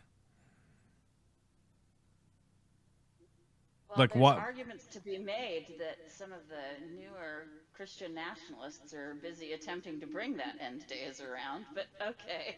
Well, yeah, no, probably. But no, I'm just saying that, like, if you have eternity of awesomeness in this afterlife, like, why don't just go get on with that? Like, why are you bothering with any of the shit here? And also, Suicide's a sin. like, and also when the people die here, those people all cry just the same as everybody else. They're super upset when somebody dies and they're not here anymore. You're like, well, why wouldn't you just rejoice? Like, oh, they're done. They're done with their stupid earth thing. I'll see them later when I'm in heaven, because they all know it's not real. That's why. And when those people are dead, it's final. They're gone, and that's it. And that's why they cry, because they know better. They just have to be in the cult. They just have to be in the cult. You just need a basement and an eel pit, and they'll have me on. That's true. But that basement eel pit guy is super famous, right? Isn't the basement eel pit guy? I mean, he's got like what, like 5 million TikTok people following him or something. Basement eel. Are you talking about the guy with the fish in the cistern? No, he's got eels down in his basement. So he has this Northern Kentucky man creates eel sanctuary in his basement. Yep. So he has. Yeah, I know who you're talking about. I go to his store. You do? He has a store? Yeah. Yeah. I'm pretty sure he's, what's the name of the damn store? Discover Aquatics. Oh. He does the freshwater side, and then Oh yeah, I it usually is. go there for saltwater for like corals and stuff. Okay, it is a cistern. So correct, 100% into it. So I thought it was just like his basement or something. So man transforms an unused cistern into an underground eel pit below his home. Yeah, I think this guy has like just tons of followers, right? Like, I think he has like a huge online presence because he just like goes down into this pit under his house, and then there's eels down there. And that's just enough to like get TikTok excited, right? Like TikTok Yeah, just I think starts. like some other channels went and interviewed him and did like a site visit and all that stuff. Oh yeah. I feel like I've seen him on a few different places. No, I didn't realize he had a store. I mean, it would be more fun to go to his store than his eel pit in his basement. I'm gonna be honest with you. I don't know if I'm going into anybody's unused cistern in Kentucky. You know what I'm saying? It's the eel in the basket, or Yeah. else it gets the hose again. It puts the lotion on the skin, or it gets the hose again. Hey, do you want to know one of the worst things about being a parent? This is one of the absolute worst things about being a parent. I put this. Let's compare notes. This is in my top 5 worst things about being a parent. I can't tell my daughter to put the lotion on the skin because she doesn't know what the hell I'm talking about. There's no way she's ever going to watch that movie until she's like 30 or something. Yeah. Because And then it's gonna I be will all say this. bad. I can never do the like it puts the lotion on the skin or it gets the hose again. I can't do that. Yeah, but you say that like once a week until she's 18, and then she can watch it. Oh, Dad, that's creepy. Yeah. Right? I think it would. Meanwhile, Vicky's side-eyeing you. Yeah, that's the problem. Is that I think when she did watch it when she was like 18 or whatever, she'd be like, "Has my dad been putting people in a pit in his house somewhere?" I do have a pit. I do have a pit where I could put people, by the way. So I got one of those. Is it a cistern or a pit? It's a well. Do you have a That's poodle? Timmy's beware. What's that? That's right.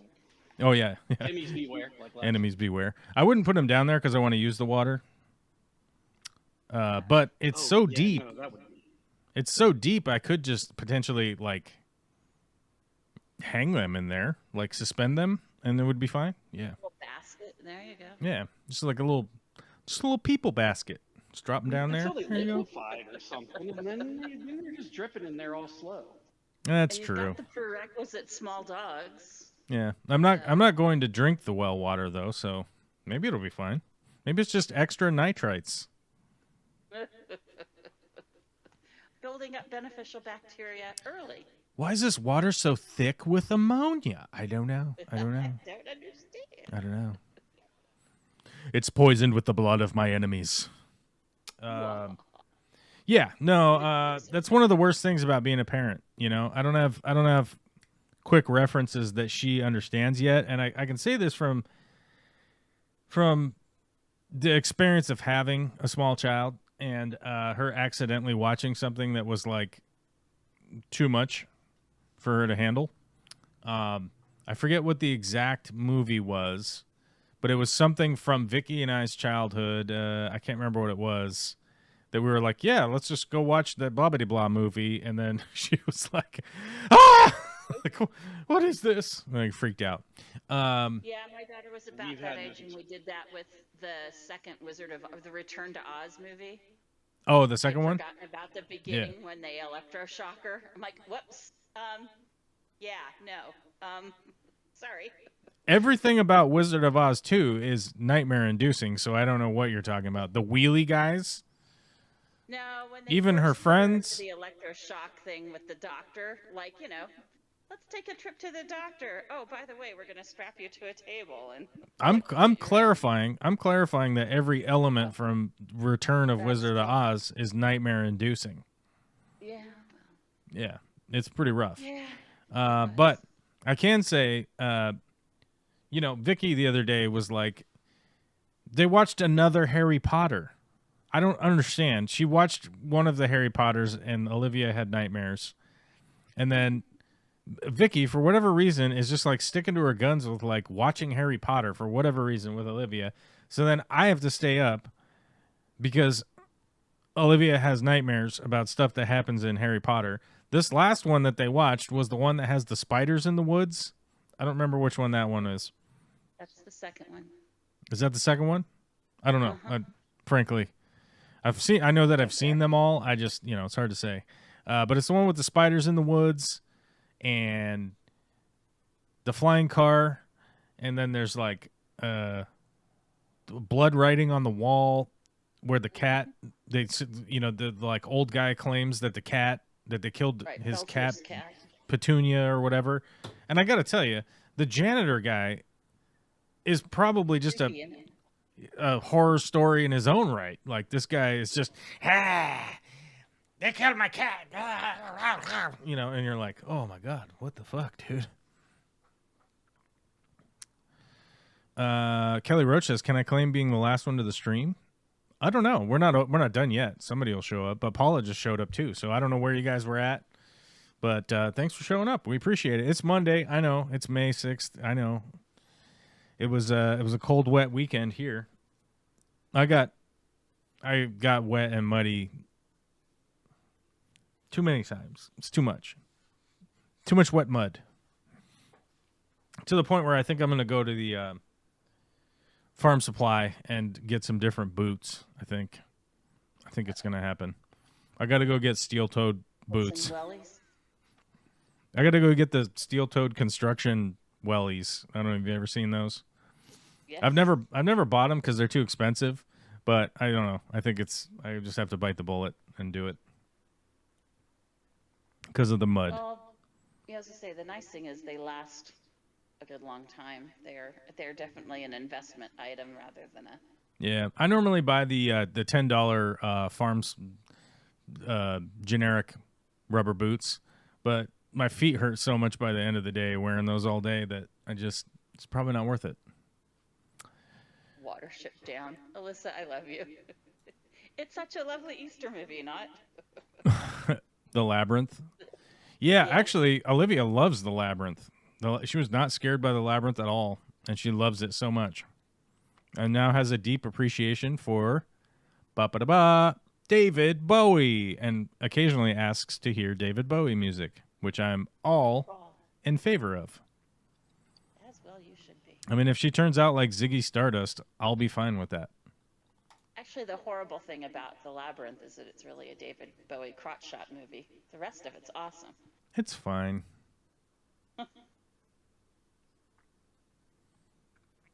Can you tell my boss it's been too busy today and it cost me time on the stream?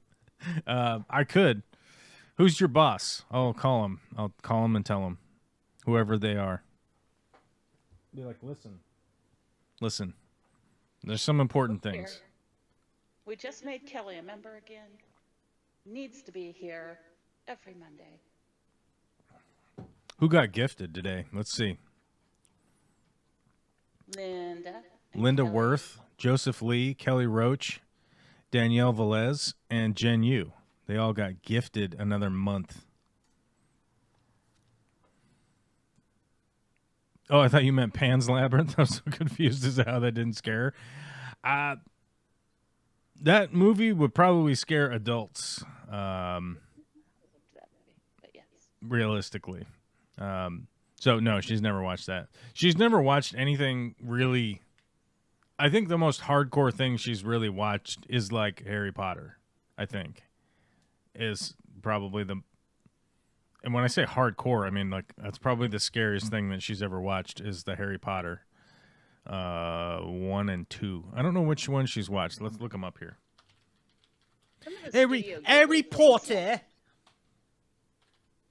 Some of the Studio Ghibli things have some stuff that gets surprising reactions, or did out of my daughter. You've got to be kind of picky and choosy early on with those. What the fuck? What? Why would you make a list of Harry Potter that starts with 5 and then has 5 on it multiple times? What in the fuck? Okay, number 1. Sorcerer's Stone is number 1. Chamber of Secrets is number 2, but I think she's seen number 3 or an excerpt from number 3 because she was talking about number 3 was the prisoner one where there was the scary prisoner guy. I think maybe her and Vicky started watching that one, and then she got freaked out by the Dementor prisoner situation, which I'm like, what are you guys doing on movie night? I'm like, do you guys need supervision? I thought Vicky was the supervisor, but I need to supervise the supervisor, which then makes me middle management, and I don't want to be middle management. I don't want to do that, right? But I'm like, the fuck is going on here with the supervisor? I'm like, I thought the supervisor had this shit on lockdown. I don't know, guy. You know. I have to admit that I think we've done a very good job of not having Olivia be exposed to things that are beyond her age at all. We don't swear around her. We don't, although you would think I was the offender of teaching Olivia swear words. Nope, was not me. But did she ride in the car with Mom? Because that's where my daughter learned how to swear. Yeah, I don't know. You're more sailor mouth than Vicky is, but Vicky is the grand offender of teaching her the first swear word. So Vicky had a moment. It was driving. We pulled into a parking lot.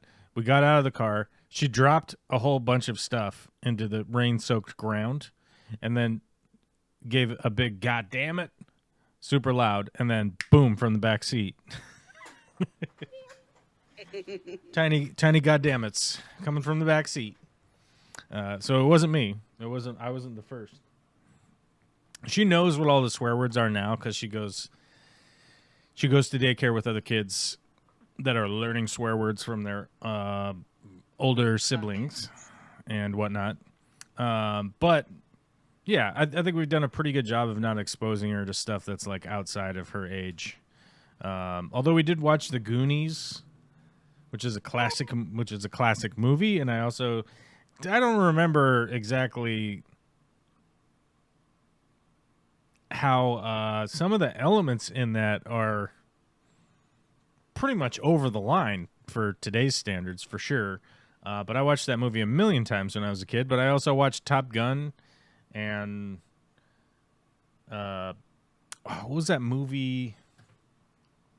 Hold on, what was that movie with was it Kevin Costner? 80s movie? What movie was that? No Way Out. Postman. No Way. Oh, I love that movie. Yes, with Gene Hackman and not Deborah Winger, Sean Young. Definitely not content for a 8-year-old. Great movie though. Loved it. Yeah, but yeah, I watched all sorts of stuff when I was a kid because like that was just how the 80s were, Like Weird Science. Like Weird Science was a movie. I was 4 when my mother drugged me to the Poseidon Adventure in the theater. I still have images of the guy falling through the big stained glass window at the top when the ship turns over, and Shelley Wonder climbing the Christmas tree, and yep. And I watched The Exorcist from under the couch and Rosemary's Baby, and saw, I think, every Stephen King movie and The Hills Have Eyes at drive-ins because my mother didn't have babysitters, so I got drug along on dates. Right. Yeah, the 70s also hard on young children, here to tell you. So. I'm reading the chat here to catch up. Sorry, I'll shut up. Oh no, it's okay. Apparently, Kelly is a procurement agent for aerospace company in Georgetown. Boingy boingy company. Please go to Moy Macho and have a burrito for me while you're in Georgetown. To where? But from the golf industry, oh, Muy Macho in South Park. I used to live there, and everybody I know that worked at Boeing Field would go to Muy Macho for the ginormous burritos. So good.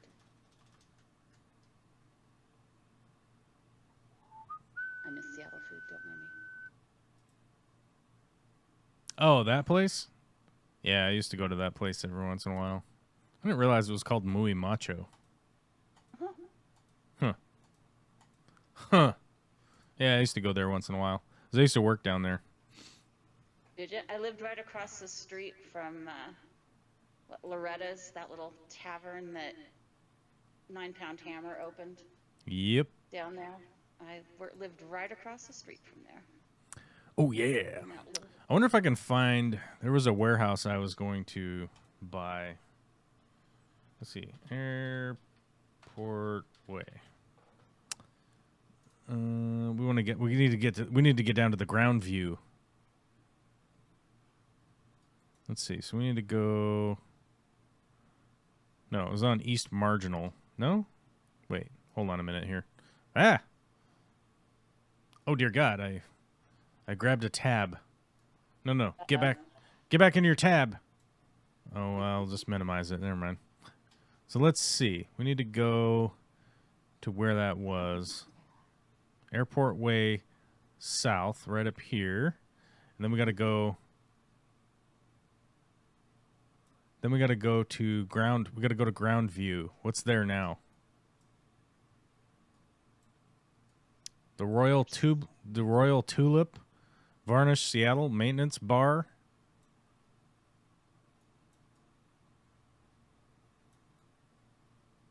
All I So know it's is right there's- near it's just south of the old Rainier Brewery. Okay. And then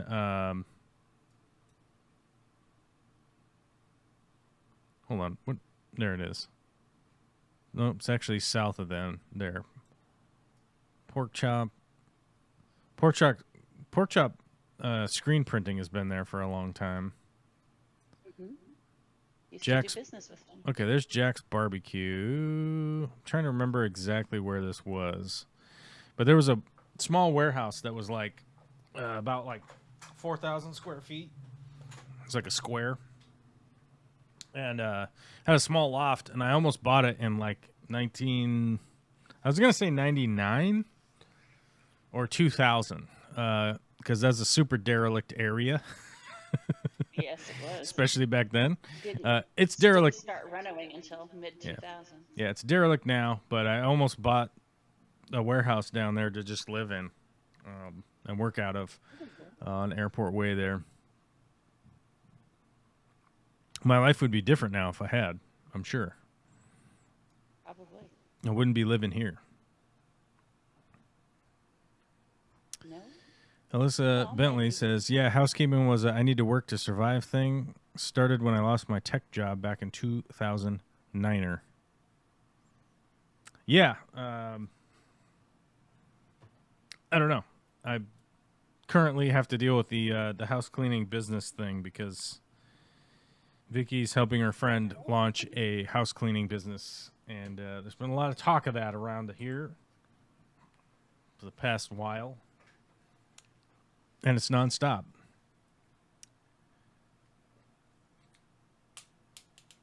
That's good, though, yeah? Sure, it's great. Okay. Enthusiasm. Big time. Well- Good job.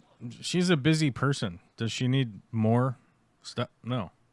But she will gladly just throw all this shit on her plate and then be like, I'm so busy. I have so many things to do. And it's like, they're all your own creation. You've created all of these things to do voluntarily.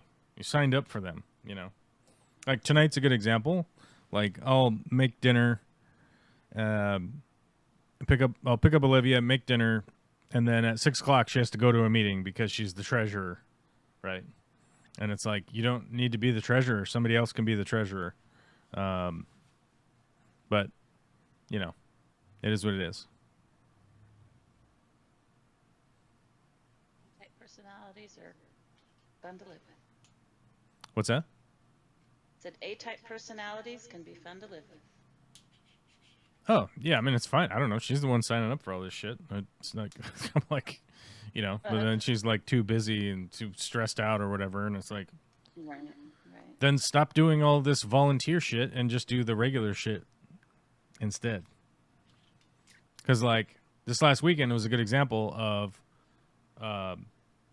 so I basically spent, I don't know, 26 hours working on the fence this last weekend.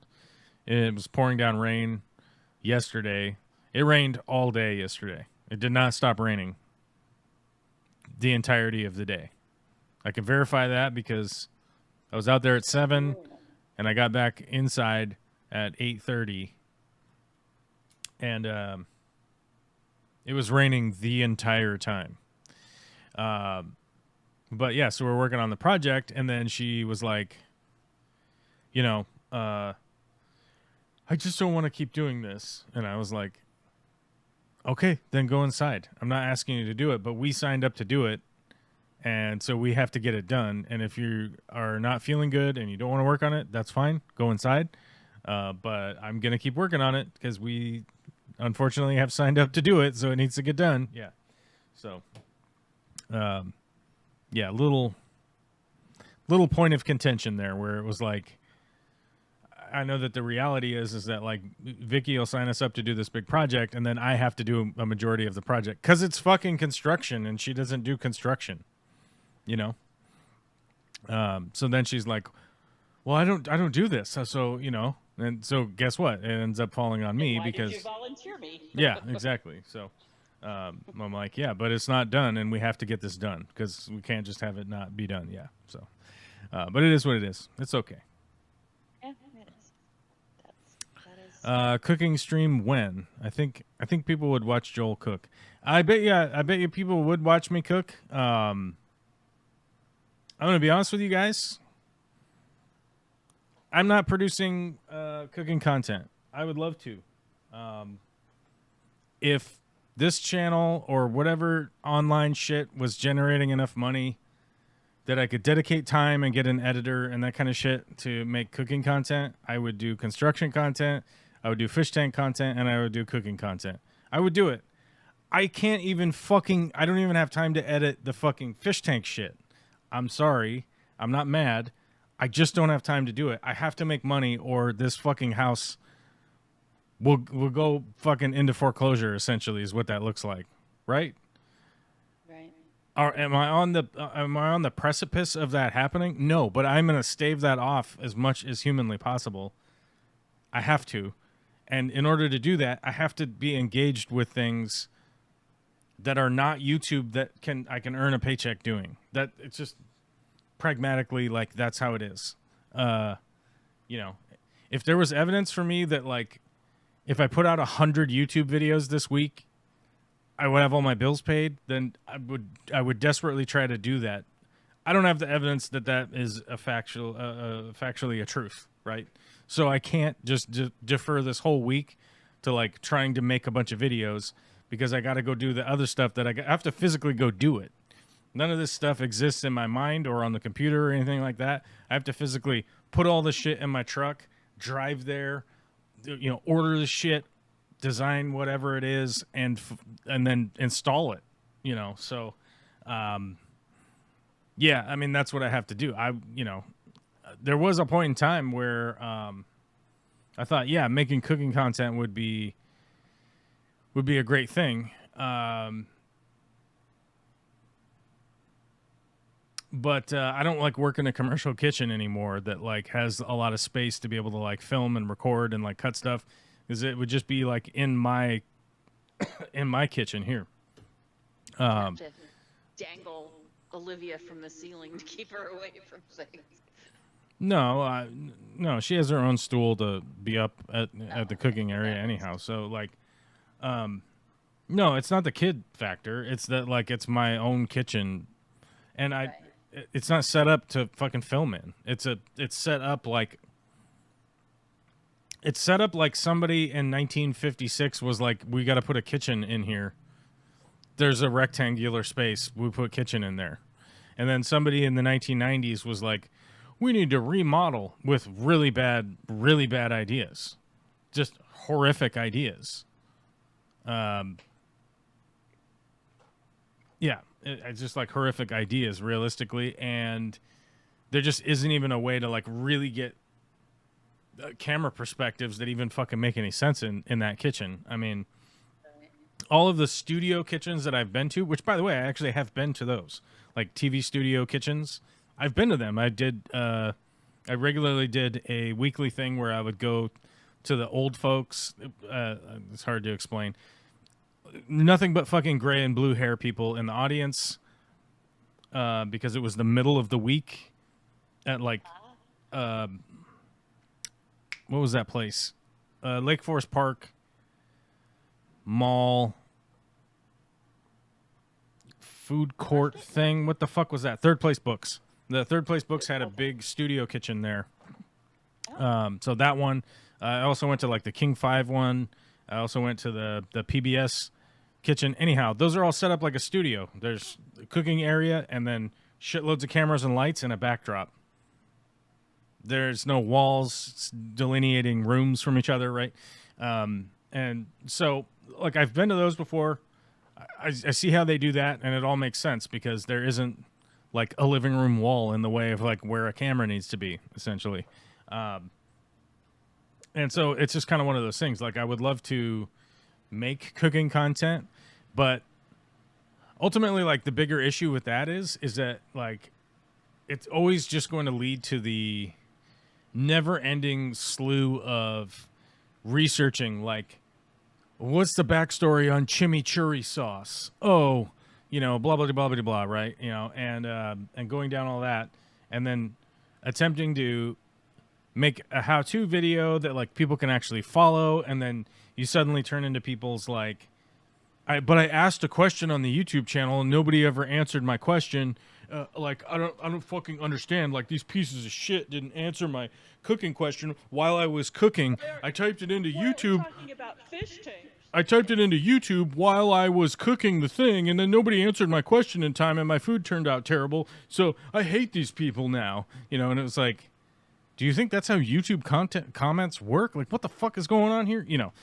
So you're gonna be dealing with like a ton of that stuff, and yeah, I don't know. It's just one of those things, and I'm gonna have to be like driving around, like get specific ingredients all the time, and then like set menus all the time, and do all this stuff.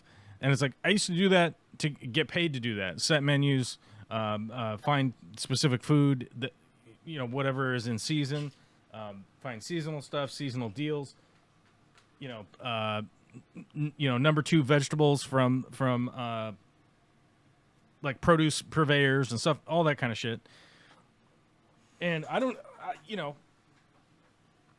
think that, like, if somebody hired me to be a chef for the TV show, like, and they went like, here's the contract, like, here's how much you're going to get paid.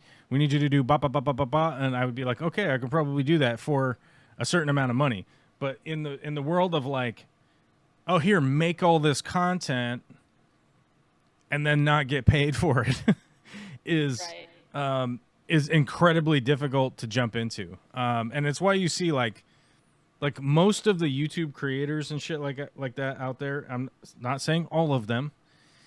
Most of them come from some sort of affluent family that essentially they just have all this free time on their hands and they don't have a job.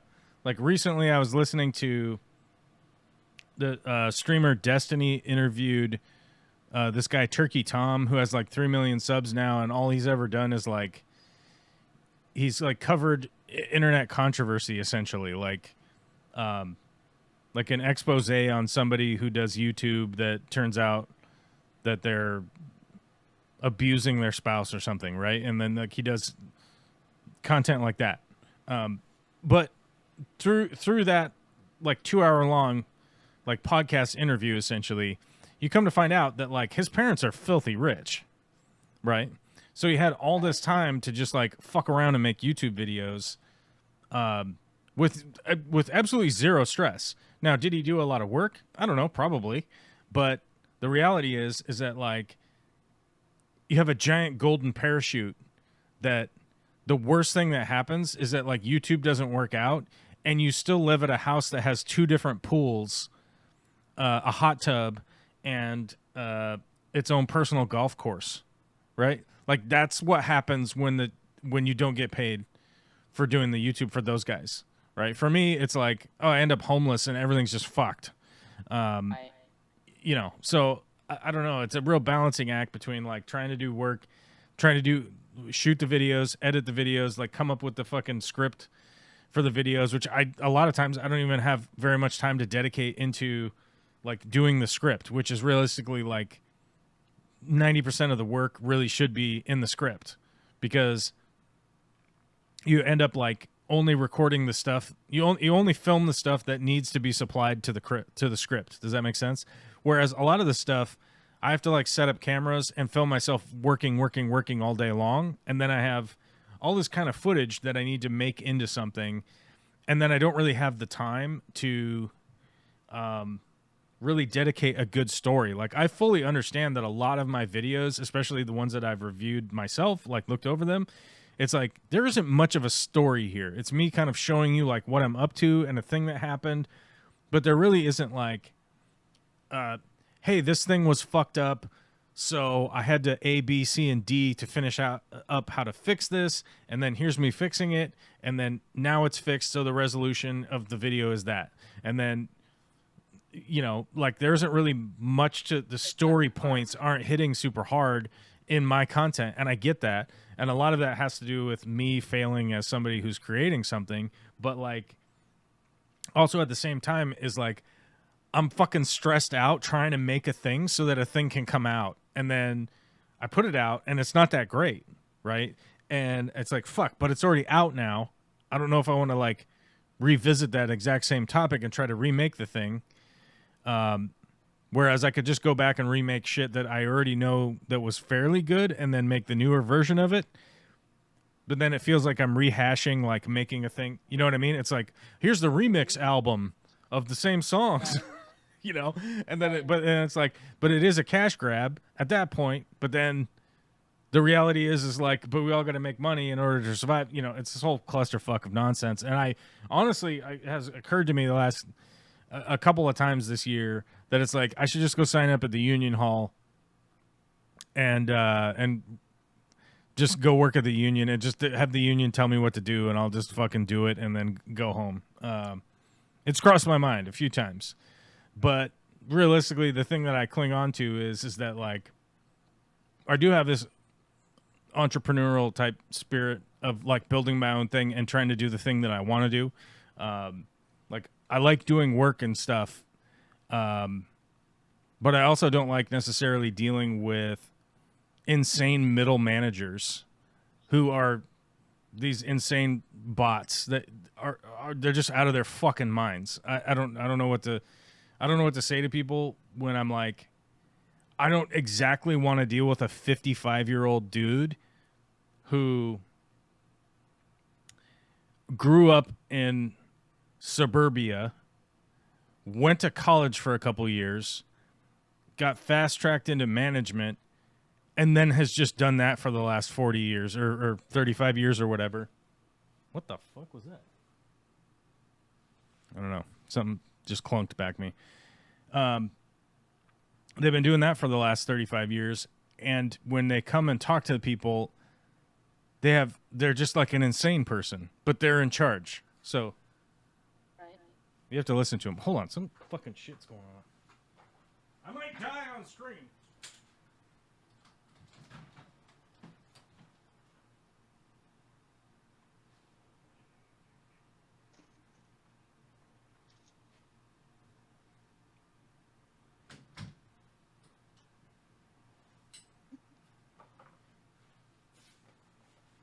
It's apparently the pest guy. Never mind. We didn't die. It's the pest guy. We had to hire a pest control guy a long time ago because we, as you guys recall, we had to redo all of the insulation and everything in this house, and we need to protect it. So we need somebody to constantly monitor that. Rats in the attic again? No, we don't. It costs a lot of money. It costs a lot of money to fix that. So Yeah. Lady Guinevere says, and the space is bloated already. It's true. It ain't easy. So, actually, to be clear about that, YouTube isn't as bloated as it may seem. The reality of the numbers of YouTube is that there are new people coming to the platform every day. There are new people signing up accounts to be on YouTube. There are new people watching YouTube every single day. There's a lot of content coming out, but there is space. There still is space. It has not maxed out. To just keep it simple. I think it's easy to get in your own little circles and then feel like that's all there is. Well, here's the thing. Like, the reality is that, and I explained this the other day to a friend of mine. We've all seen CNN, right? We've all seen CNN. Let's use CNN, and we'll go CNN market port ratings share. So we'll look this up. So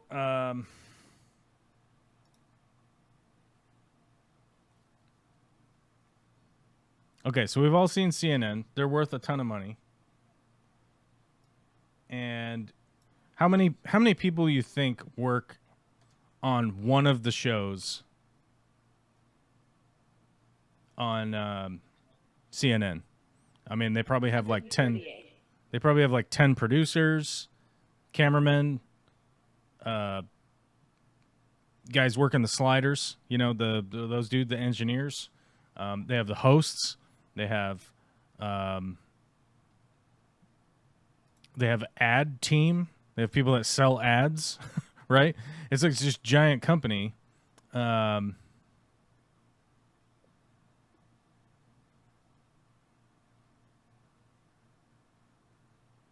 Yeah, look at this.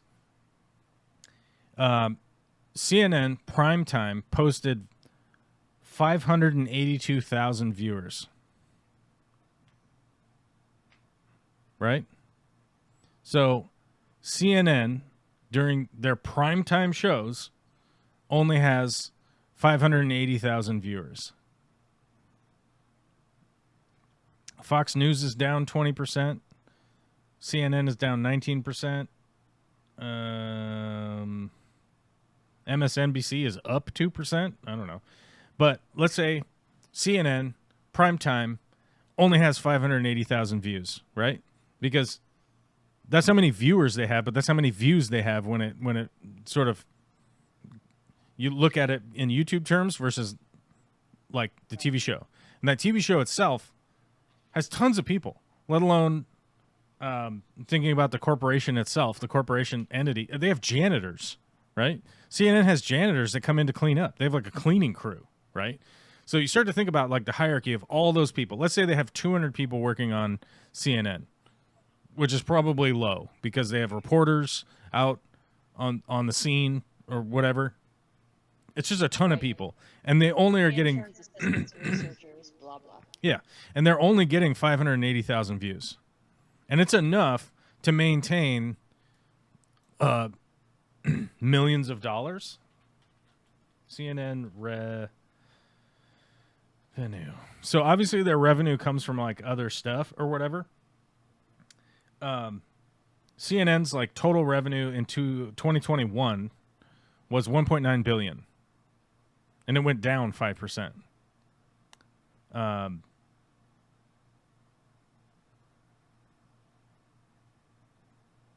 MSNBC's revenue went up to 977 million. But you start to think about that. You go, hundreds and hundreds of people working there, $1.9 billion, 580,000 views. So if you put out on a YouTube channel 7 days a week and you got 500,000 views per video, you're almost looking at not a parallel budget, but if you were, say, marketing products, you were, you had YouTube members, you had Patreon people, you had people clicking on links to get sales on certain things. If you were selling merch, blah, blah, blah, adding all that stuff up, like 500,000 views a day would likely by the end of the year, you'd be looking at probably somebody who has a $50 million company, if not probably bigger than that if they were running it properly, right? Which really wouldn't be that big of a difficulty if you had that kind of money coming in, because you could hire somebody to help manage the stuff, right? So, like, when people like Mr. Beast or whatever or whoever is saying that they like get burnt out, it's because they never hired any help. They started just collecting all this money in a goofy ass way, and they never hired any help to like ease their burden on the things that they were doing, right? Like Tom Scott quit. Tom Scott quit recently because, in his own words, he was like, it's because I came obsessed with making this content and I had to think about the best idea and da da da da da. But he never, I don't know that he ever just hired somebody to help him think of ideas, make scripts, find things to do, and then help him implement going to do them, right? So, like, it's a perfect example. It's like Tom Scott burnt out, but I think that he burnt out because he was doing too many things at his business, right? His business was generating a ton of money, and then he wasn't like delving out enough of the responsibility to other people so that he wouldn't have to worry about all of these things. Now, I don't know, maybe it's just his personality trait that it was making him worry about it and then he didn't want to do it anymore. I don't know. But I'm just using him as an example because it's the first one that popped into my head. But the people that complain about making the stuff, it's because they probably haven't hired people, because the business model that they're following is like, I make the stuff, I make the money, that's it, end of story, right? Whereas they've reached a point where they should have like a CNN type crew of ad sales people, personal, what's that? They're still thinking of themselves as a business, or as an individual rather, as opposed to thinking of themselves as a business. They keep thinking of themselves as an individual creator, and then it's like too much to do, right? Whereas somebody like who's not like that, Mark Rober. Yeah, Mark Rober's. I was gonna say Marquez Brownlee is a perfect example of like, he hired all the people. He's still super involved, but he hired all the people that handle most of the stuff, right? But yeah, Mark Rober's a good example of somebody who like hired a ton of people to make rainbow toothpaste or whatever they call that shit. It just blows up and then there's colored foam everywhere. But like, like the reality is like, certainly the money is there and certainly the opportunity is there. If CNN is only capturing like 500,000 people a week, if Fox News is only capturing like 1.2 million people a week, if all of those channels are only occupying like that much space and they're still making a lot of money, there's still tons of room for YouTubers to get, 100,000 subscribers, getting consistent views on the content that they're putting out, to be able to build a small business. I 100% still exists, big time. Aubrey says, I heard that most managers are incompetent because they've processed to a position that is at a level they progress past and would have been better suited in their prior position. I think that's viable because I think a lot of people get hired and then they get promoted into a position that they probably weren't necessarily qualified for, or they often aren't trained even by the company that is promoting them, because most companies don't leave themselves enough runway to actually train people into a position that they get promoted to. They normally promote somebody because of need. They're like, oh, that guy quit, we need a new guy. Hey, Darren, you're next up. You're the guy now. And then they're like, well, yeah, figure it out, basically.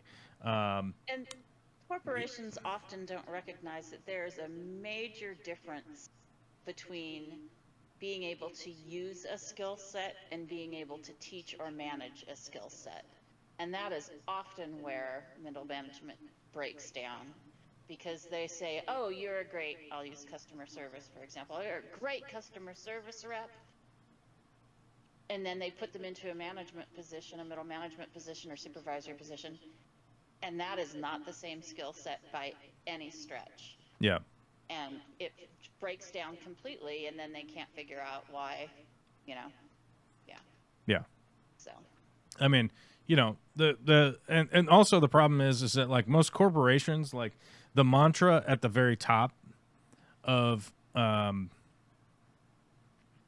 you know, coming from the very top of the food chain is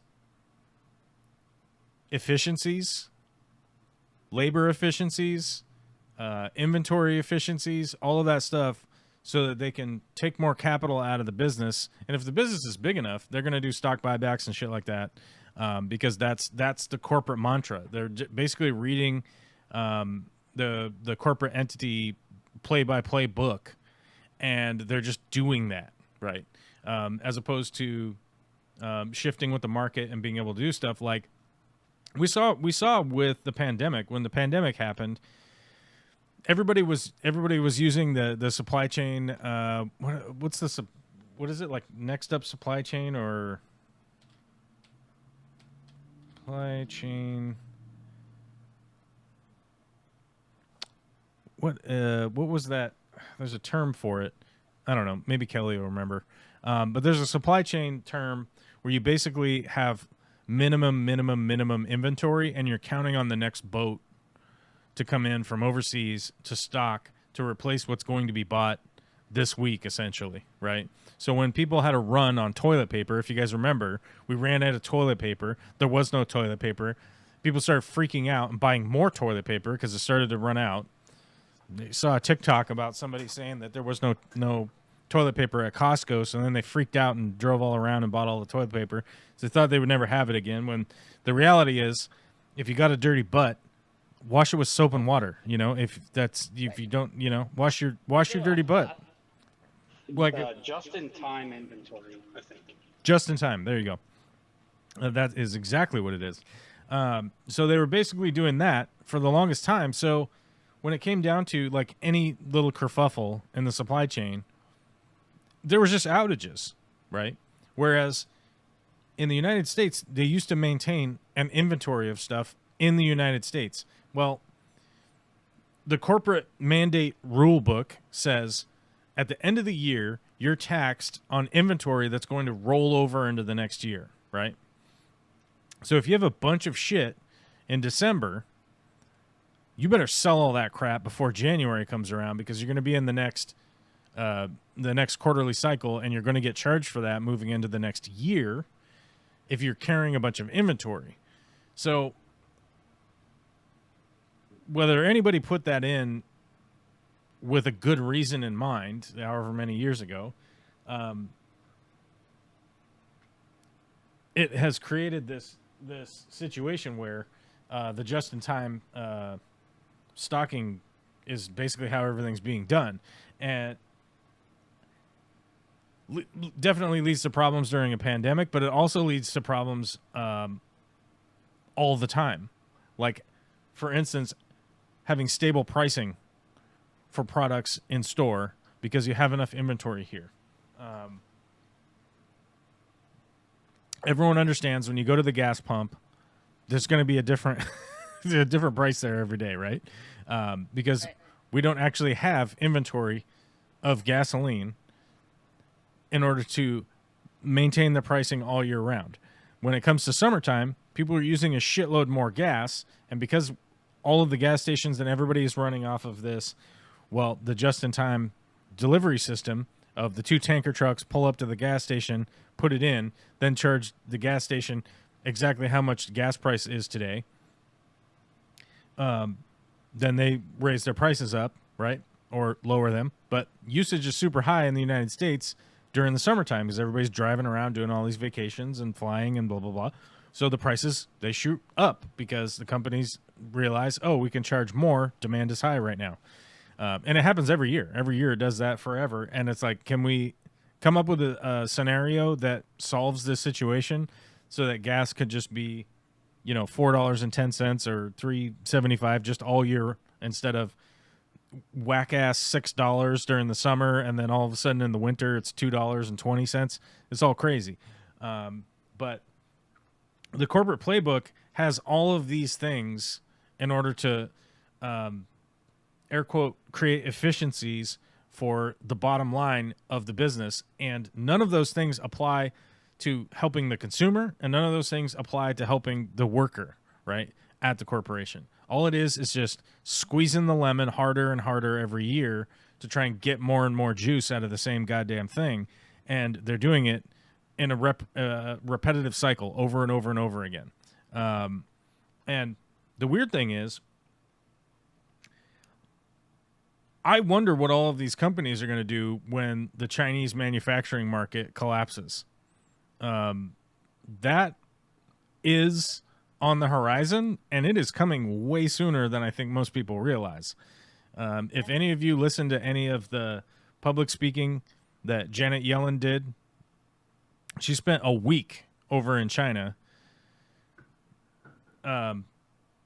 dealing with what is expected to be a Chinese manufacturing dump-off to flood all of the world markets with all of the cheap goods that they have over the next 3 years, because they are expecting their workforce to literally die off in the next few years.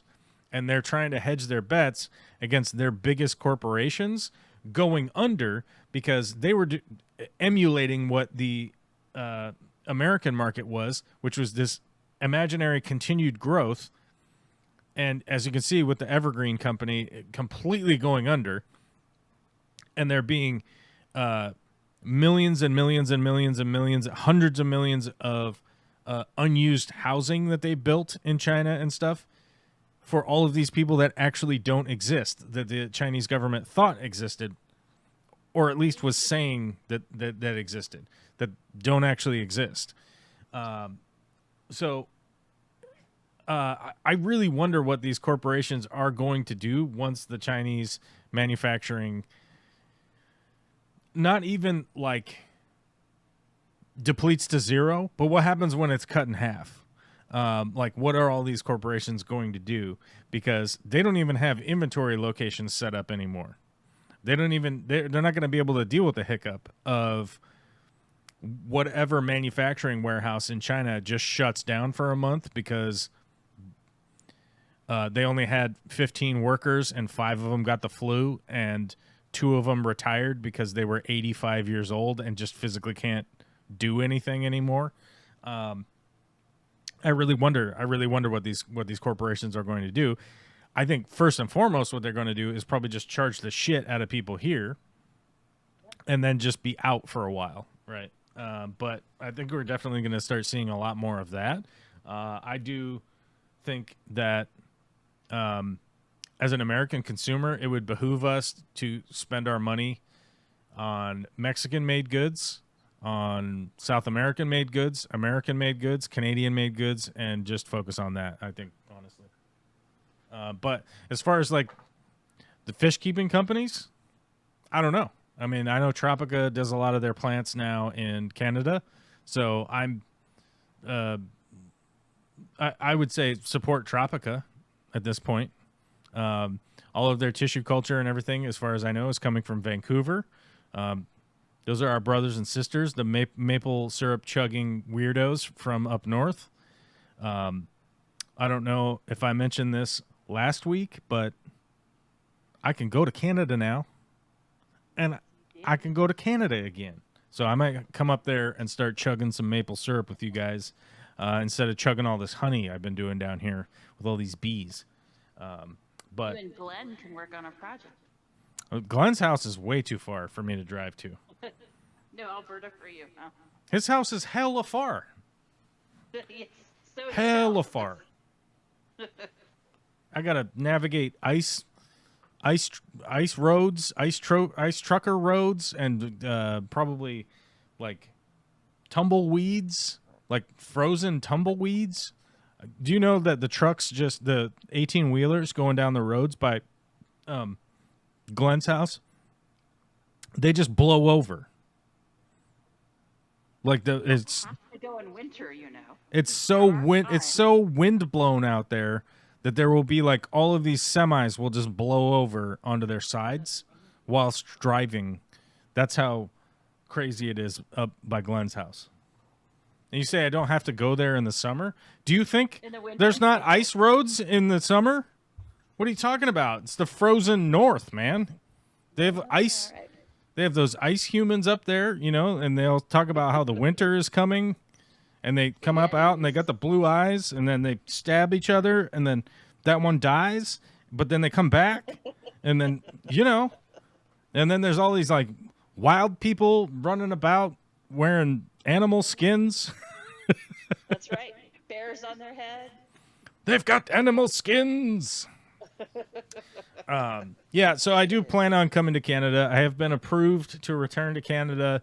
They've deemed that I don't have enough points now to be excluded from mixing with the Canadians. So I'll probably be going up there sometime. I don't know when. I don't have any plans, so it's cool. But I think the first thing I want to do is go up there to Banff. How do you spell that? Banff. Banff. And go take pictures of something and act like I did something important, which I probably didn't.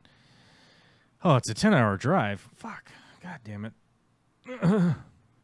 There's a fish club right on the other side of my border. Maybe you can come and speak to a Canadian fish club, become more international. I'm pretty sure I don't even have to slow down at the border anymore. I don't even think I have to stop. They said that. No, they said there's a microchip emitter in my new ID. So when I go across the border, they know it was me, and I can keep going. Although I probably will still stop just out of the fear. Right. Like, I was wrong. Fuck. The Mounties are chasing me on moose. That's right. And moose are dangerous. Yes, they are. I'm not afraid of the Mountie. I'm not afraid of the Mountie. I'm afraid of the moose. Moose are murderers. Oh, shit. It's 4:30. We got to get out of here. All right, guys. I love you so much. Thank you, everybody, for supporting the channel and listening to my rants today. I understand that it's been I've been on here a few years, and I know from a lot of people's perspective that it's like, you know, like you go over to Patreon and it's like $375 a month on Patreon. And I know that, like, for a lot of people, that's like, oh, my God, you're making money. What are you complaining about? And I just hate to say it, but I live in one of the most expensive parts of the world. And it's very expensive here. And it's unfortunately not even a drop in the bucket to pay for Olivia's daycare. So, let alone the mortgage, car insurance, health insurance, insurance for the other insurance, blah, blah, blah. Investing in my own retirement, because you have to do that in the United States, and all the other things that I got to pay for, like groceries and all that stuff. So I'm doing what I can. I'm trying to find somebody who wants to edit and can just do it, and we'll figure out something later, like a back rub or whatever. Favors. Whatever favors. Where's the editor that takes favors? So we're getting there. We'll try. We keep trying. I don't know. I just keep trying. You know, it's what I can do.